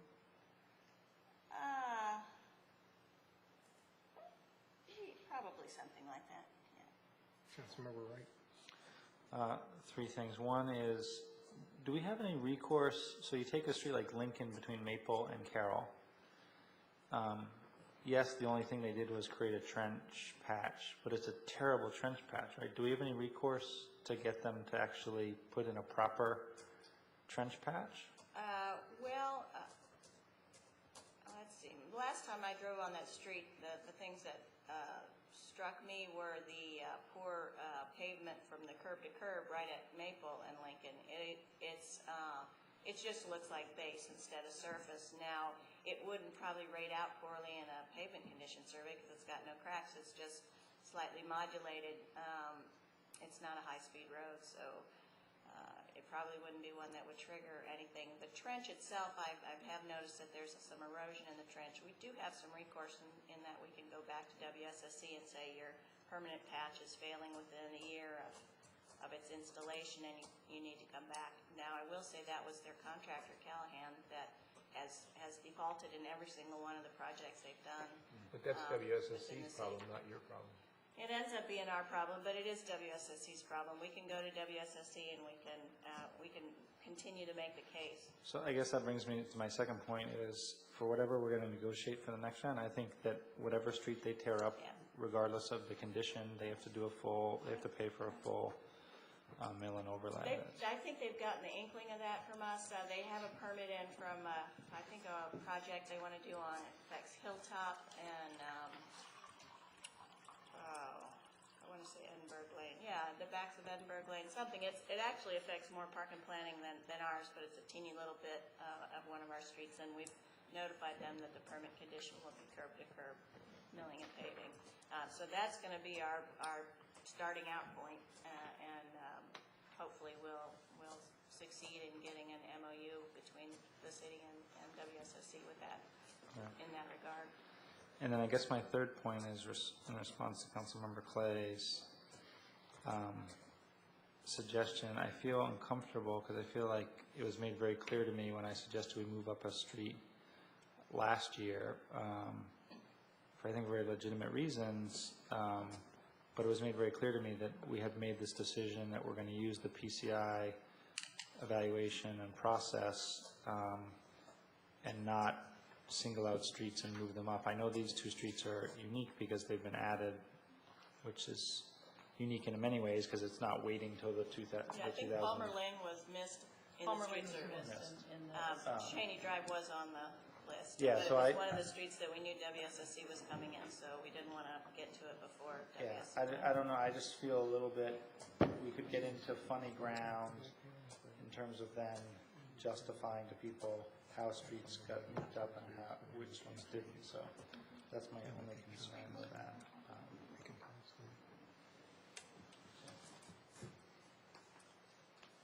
Sorry, I don't know where we are. I was just talking with Councilmember Siemens. I think it would take two votes. One vote would be, do people want to forward fund WSSC? And then the second would be, yes or no to that. And then the other option is, do people want to just fund general street repair? Forward general street repair, and I guess Councilmember Clay's suggestions would be part of that. Okay. Councilmember Rounds. For what it's worth, I'll remind Darrell and enlighten you guys that on my street, on Grant, when they did the water work, some of the guys who were working on the street looked down there and they went, this sewer stuff needs to be replaced right now, and but we're not going to do it. But it needs to be done now. So they're aware, the line guys are aware that stuff underground is in bad shape. And so I'm kind of surprised to hear that they've now seen the light at the higher levels. But our sewer pipes are as old as the water pipes, and that's very old. So I guess the first vote is who's in favor of forward funding WSSC streets? Councilmember Snipper, yes or no? Yeah. That makes leaning two. that way. Okay, that makes two. And then I'll take a little liberty on this one, and I'll say who's in favor of adding funding to the budget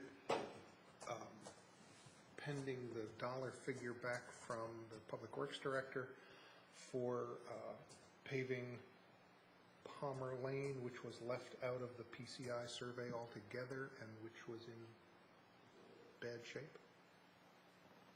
Is that Yeah. a Cheney, good? I think should be assessed for safety reasons by the Public Works Director, and they should make a decision. But Palmer was left out and doesn't have proper. And the sense was that just Palmer might be around. One of the reasons I'm hesitating is I don't know if we've got to do curb and gutter work. I think curb and gutter doesn't exist, so part of the discussion with the neighborhood would be whether or not they want curb and gutter. It's kind of like an alleyway. When we did Heather Alley, they did not want curb and gutter, they wanted swales. So I mean, some of that has an impact on the cost, but probably a $30,000 figure is is not too far off. Darrell, would you be able to bring back a number Yeah. on Monday? Yeah. I mean, one So- option may be just to flag this as an issue on the cover sheet, that it's still pending at the time. And so I'm looking for, is there support for kind of going that route on it? So, hands on Palmer Lane. Councilmember Snipper, there are 3 and 3 at the moment. You're the tiebreaker. Oh, am I? Well, I'm for going forward on it. Okay, so there's sentiment to get a figure back from the Public Works Director for Monday night and I see can what. have that number to you tomorrow, Mark. Okay. Is there any, I mean, obviously one of the things that I would like to do, and I'm sure the council would as well, in terms of the cover sheet, is being able to, you know, provide an accurate assessment of where we're at. Does the council have any dollar figure in mind that if Darrell comes back and tells me it's $30,000, for example, that you're okay with it, or would you just want us to bring the number back Monday and have you all make a final decision at that time? 0. Okay, that's fine. I think, my sense is people are thinking if it's in the 30, 40,000 range, that's good. If it gets kind of up into the 50, 60, 70 range, then people might want to rethink it. And one last clarification, it got missed. Yes. And does public, Yeah, and you realized it got missed at some point? I think Colleen brought it up. It was Councilmember Clay who brought that to our Councilmember Clay attention. helped you realize it got missed. And It was listed as a private alley in the study. and then what did you do at that point? You said, okay, well, we'll put it at We'll add it to 2011 the or end, something like yeah, that. Okay. And based on the condition, it would have been much earlier Okay. if it had been properly identified. So, yeah, bring the number. So it's an exception to the process that we've had. Okay. So I think, unless anybody sees anything that we've missed, that we've covered everything on the reconciliation. And Councilmember Wright, did you manage to do the numbers? Does anybody have a sense of where you think we are? I did. For City Manager Matthews? Maybe- Do you two agree? I hope, we'll see if we have dueling calculators. What I have in terms of, and Councilmember Wright, and I think I've heard other calculators clicking, I had in terms of expenditure reductions overall was $490,294. Susie's looking puzzled. And then on the revenue side, obviously we have to reduce highway user revenues, and that figure is $57,382. Does that not match Suzanne's number? I may have added, I was just writing down as we went. I ended up with reducing by $550,295 and increasing by $117,000, leaving $433,295. Not with the change on the highway user revenue and not counting in Palmer Lane. Not counting what? Not counting Palmer Lane at the very, because I put my calculator down at that. I had 550,294 for the subtractions. Okay, the dollar difference, I probably just rounded. And 117 for the additions, Okay, but that included the highway users. Right. Yeah, It yeah. did. It's just not with the change on the 50, I put 57,000. I didn't put the, Yeah. Is there another change to that? no, what was the number on the highway user? It's 57,382. It's a reduction of revenue. Okay. And then the only So the change from the 433 is the Palmer Lane. That's right. So if you don't count Palmer Lane, you're talking 2 1/4. And Depending on Palmer Lane, it could be getting down toward 2 and change, maybe 2 probably. cents reduction. Okay. We're adjourned. City Manager Matthews, we're not adjourned. No, this is just very quick. What I was going to suggest, and I don't think the council would have a problem with this at all, is that I sit down with Karen Hampton, our Human Resources Manager, tomorrow and have her tell me where we're at in terms of the recruitment. He's adjourned. Okay. I don't think you have a problem with this. Where we are at in terms of the recruitment for the positions that are vacant, assess with Karen's help and with the help of the department heads, whether those positions are likely to be filled by July 1st or not, and if they're not, make the corresponding adjustment in terms of when we think it's likely to be filled. Bruce, the only other thing is, so we didn't talk at all about then what, are we saying that, I think the difference is 4 1/4 or 400, is that? 550 minus the 117. We're some at 400 to Right. 433. But are we saying that that is de facto going to all go to a tax rate decrease? Is that what we're, Yes, that's the assumption? yes. And no one wants to fund a tax rate decrease out of the reserve? I assume not. Out of the reserve, right. That's right, that's the final thing, funding the tax rate reduction out of the reserve.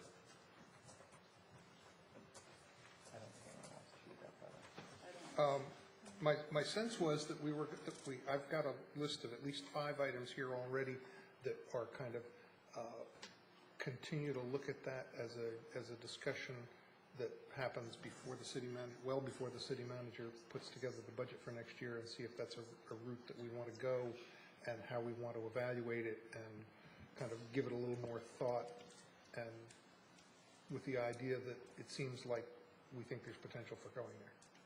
I never want to do that. But we'll have that discussion. Okay. You won't have to come I won't have to tonight. come. What was the tax rate number that I am to put on the agenda cover sheet? I apologize. it's 2.25. It sounds like 2 or 2.25 below what you're proposed. Okay, but in terms of disclosure to the public with where you stand right now, is there a number the council has in mind? Because my intention on the cover sheet was... It sounds, if I can suggest that we put 2 cents, because it's simpler to go lower, just like with constant yield advertisement. You can put it there, but you can always go lower, but you can't go higher. If we say 2 and we end up at 2.25, that's much better than saying 2.25 and we end up at 2. So if you advertise 2 and we may end up at 2.25. Good? Adjourned.